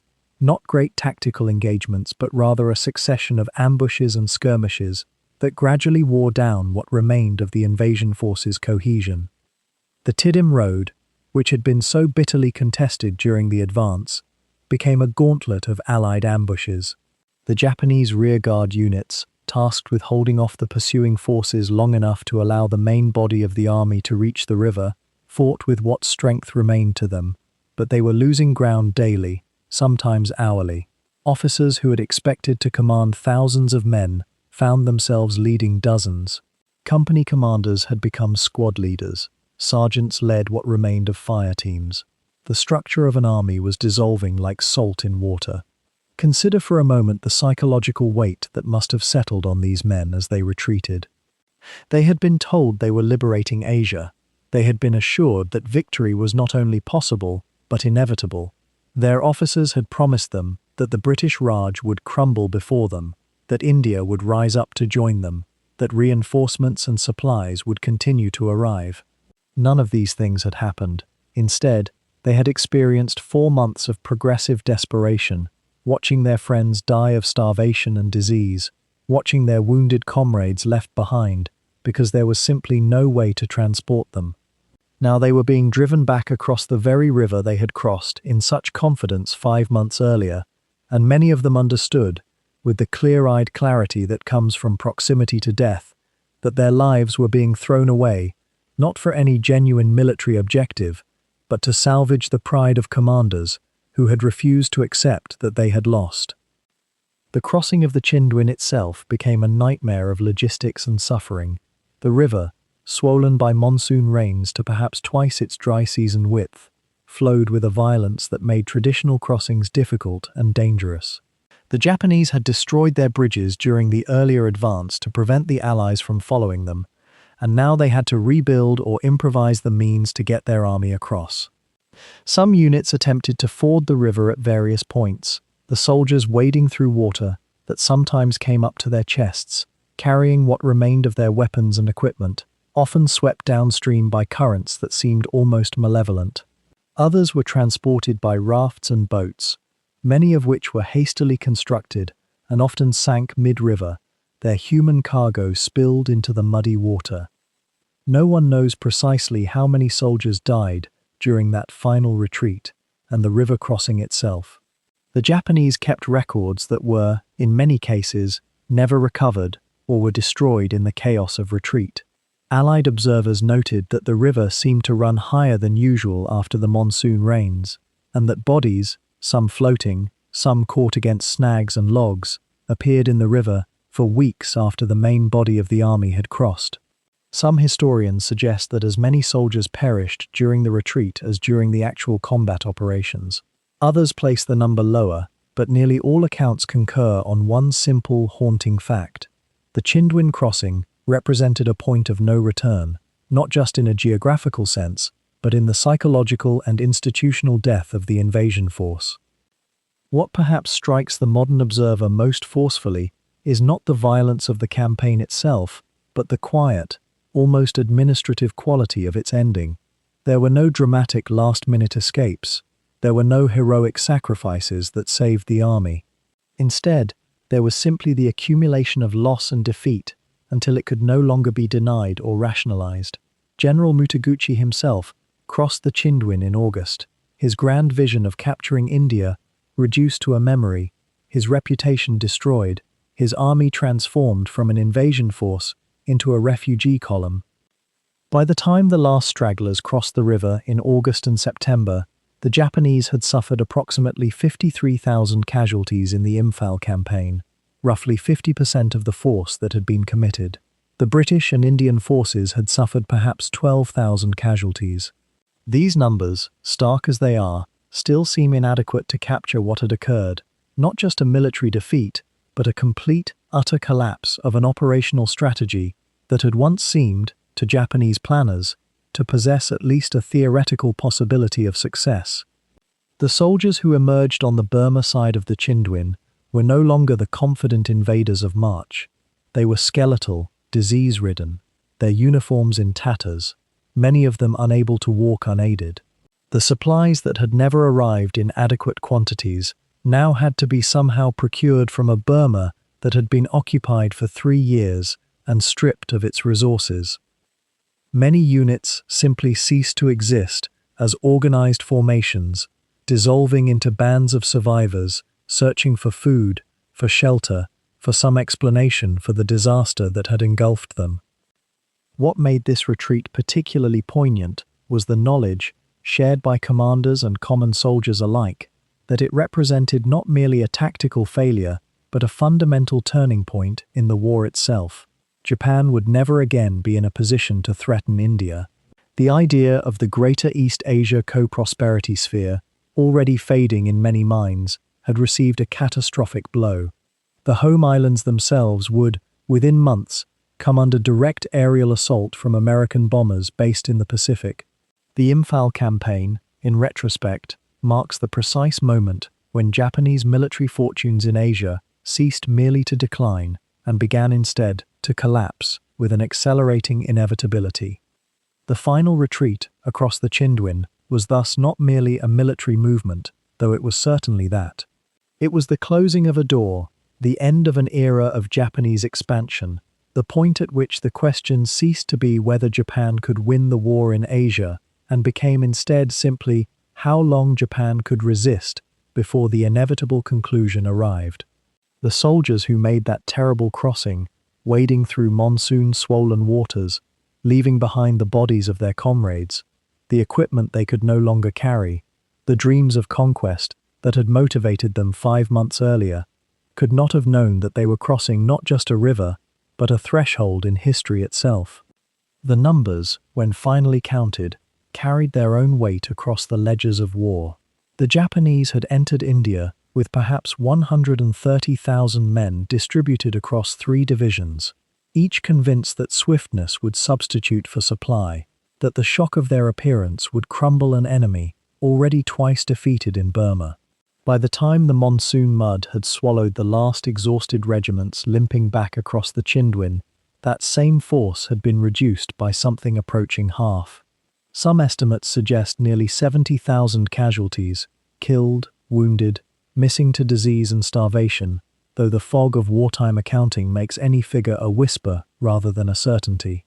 The British and Indian forces, by contrast, suffered perhaps 20,000 casualties in total, a ratio that spoke not merely of superior firepower, but of something more fundamental, the difference between an army that could be fed and one that could not.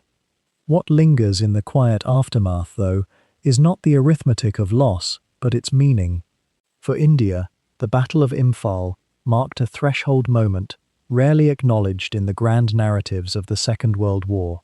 Here, on Indian soil, an Indian army, trained, coordinated, and armed by the British Raj, yes, but increasingly Indian, in officer ranks and soldier identity, had held its ground against one of the Empire's greatest martial powers.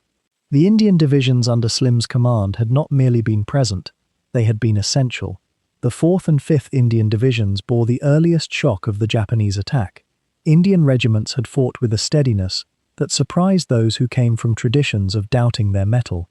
Consider for a moment the strange alchemy of that campaign, a force defending the territorial integrity of India, nominally still under British command, yet increasingly aware that this defence was their own defence, that the stakes extended beyond imperial instruction into something intimate and national. The Indian National Army, that parallel force that had crossed with Japanese banners and hope in their hearts, represented a different kind of memory. Numbering perhaps 15 to 20,000 fighters at their strongest moment, led by Subhas Chandra Bose's vision of armed independence, they arrived in Manipur as liberators in their own minds. Yet the campaign saw their combat effectiveness dissolve into the same monsoon that drowned the Japanese regulars. Some historians suggest they inflicted little material damage. Others note that their presence complicated Japanese logistics and created friction between the occupiers and their local allies. They surrendered or scattered when the tide turned, their dream of an India freed by Japanese swords, evaporating into the same air that had promised so much 6 months earlier, and yet their participation, their willingness to imagine such a thing, had already shifted something invisible in the consciousness of the Indian people. The war was becoming not merely something happening to India, but something India was doing, something India was becoming, through the act of defending itself. The ripples of Imphal extended backward into the wider war with surprising force. In the Pacific Theater, where American forces were mounting their island-hopping campaign toward Japan itself, the failure of Japanese strategy in India represented something more than a local defeat. It signaled the exhaustion of Japanese logistics, the brittleness of an empire stretched across 3 million square kilometers of ocean and jungle and mountain. The resources thrown at Imphal, never sufficient, always inadequate, could not be recovered. The divisions mauled in Manipur could not be reconstructed. The confidence in Japanese tactical mobility, the belief that aggression and maneuver could overcome material shortages, lay broken in the mud. When American strategists and British commanders assessed the strategic landscape in mid-1944, they noted that Japan would never again mount an offensive of comparable scale outside the Pacific Theater. In Burma itself, the campaign's consequences unfolded like a slow cascade. The Japanese never recovered the initiative after Imphal. British and Indian forces, their confidence restored by this first clear victory in Burma, began their own counteroffensive. The supply lines that had been so desperately maintained by air now began to feed an advancing army. The railway through Burma, that had seemed so vital to Japanese communications, became a target for systematic destruction. By the end of the year, the direction of the war in Southeast Asia had shifted irrevocably from Japanese expansion to Japanese retreat. The road to China, the ultimate prize that Imphal was supposed to secure, became instead a highway of withdrawal. How does one measure the weight of such a campaign in the longer memory of a nation? For Britain, Imphal represented the restoration of imperial authority in Southeast Asia, a proof that the Raj could still command and coordinate and win. For Japan, it marked the beginning of the end of any possibility of negotiated terms. From this point forward, the war could only end in total defeat. But for India, something stranger and more complex occurred. Here was an Indian army defending Indian territory with increasing autonomy of decision, fighting not because they were commanded by London, but because they understood what was at stake for themselves. The irony, haunting and quiet, was that this defense of India under British command occurred in the very year when the political architecture of that same command was beginning its final dissolution. Independence would come in just 3 years, and when it came, the Indian army that emerged would carry the memory of Imphal as a founding moment, a proof that Indians could lead, organize, and defend their own nation. The soldiers who died in the monsoon mud, whether Japanese, Indian, or British, have largely been forgotten in the popular memory of the Second World War. The Pacific Campaign glows with remembered drama and scale. The European theatre commands eternal attention, but the jungles of Manipur and Nagaland have faded into the margins of war history, visited mostly by scholars and the occasional pilgrimage of descendants, seeking to understand what their grandfathers endured. Yet in the mathematics of consequence, Imphal ranks among the war's truly decisive moments. It ended one strategic vision definitively and accelerated another. It transformed what had seemed a plausible future into an impossible dream. It gave shape to forces, national consciousness, military confidence, the inevitable tide of decolonization that would reshape the world in the decades that followed. If you were to walk through the hills of Manipur today, in the soft hours of early morning or the fading light of late afternoon, you might find it difficult to imagine that these rolling, mist-wrapped slopes once trembled beneath the footfalls of hundreds of thousands of soldiers. The monsoon rains still come, as they have for centuries, turning the earth into something soft and dark and yielding. The jungle still presses in at the edges, patient and indifferent to human history, and the plain of Imphal, where such fury once concentrated itself, now opens beneath a wide sky, green and quietly productive, tended by hands that know nothing of siege or bombardment. The memory of what happened here, in those months of 1944, does not announce itself loudly to the visitor. There are monuments, of course, and cemeteries where the dead rest in neat, ordered rows, their names and regiments recorded on stone that will outlast empires. The Commonwealth War Cemetery holds its solemn vigil, and nearby, the Indian National Army Memorial stands as a more contested remembrance, honoring those who fought under a different flag, animated by a different dream. These places exist, and they matter, and yet the landscape itself has already begun the long work of forgetting, or perhaps not forgetting but absorbing, taking back what was broken and turning it into soil and root and leaf. There is something both melancholy and comforting in this process, is there not? The earth does not keep grievance the way humans do. Time does not move backward here, even though we, as historians and listeners, can travel backward through the account of what occurred.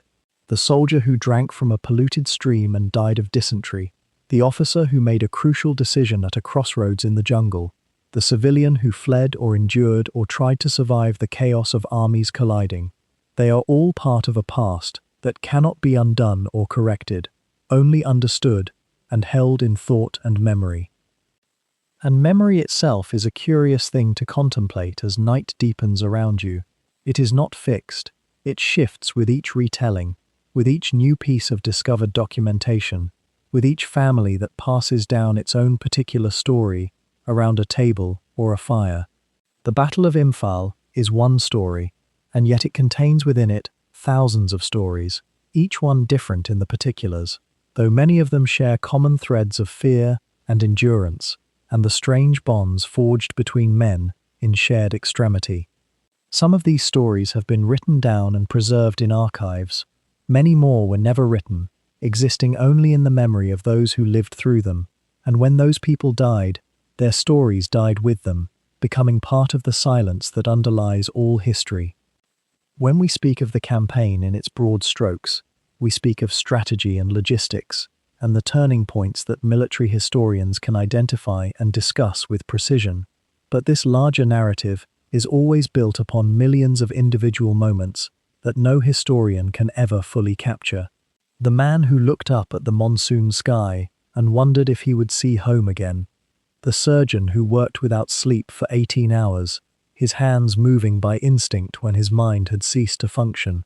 The young recruit who discovered reserves of courage he did not know he possessed. The officer who carried the weight of impossible decisions. These moments cannot be precisely reconstructed, and yet they are the true substance of what the battle was, even as we continue to study its movements and its outcomes. In Imphal, and in Kohima, and in the surrounding valleys and ridges, there are places where the boundary between then and now feels particularly thin. It is possible that you might stand in a certain clearing and sense the ghost of what occurred there, not in any supernatural sense, but rather as a kind of historical echo, a recognition that the ground itself has absorbed something of the intensity that was concentrated upon it. Or perhaps this is merely a function of knowledge, the way that learning about an event can alter one's perception of the place where it happened, lending it an atmosphere that might not be present without that knowledge. The monsoon rain that falls on Manipur today falls on the same earth that was muddied by the blood and the sweat of soldiers 75 years ago or more. The rivers still flow through their ancient courses, the Chindwin still curves through its valleys, the jungle still grows with its fierce and patient vitality, and yet the human struggle that took place here has become integrated into something larger than itself, woven into the fabric of Indian history and British military history and Asian history in the middle of the 20th century. What does it mean to remember a battle, really? It means, perhaps, to acknowledge that something significant occurred, something that altered the course of events for individuals and for nations. It means to recognize the courage and the suffering of those who were there. It means to understand that history is not something that happened in the past,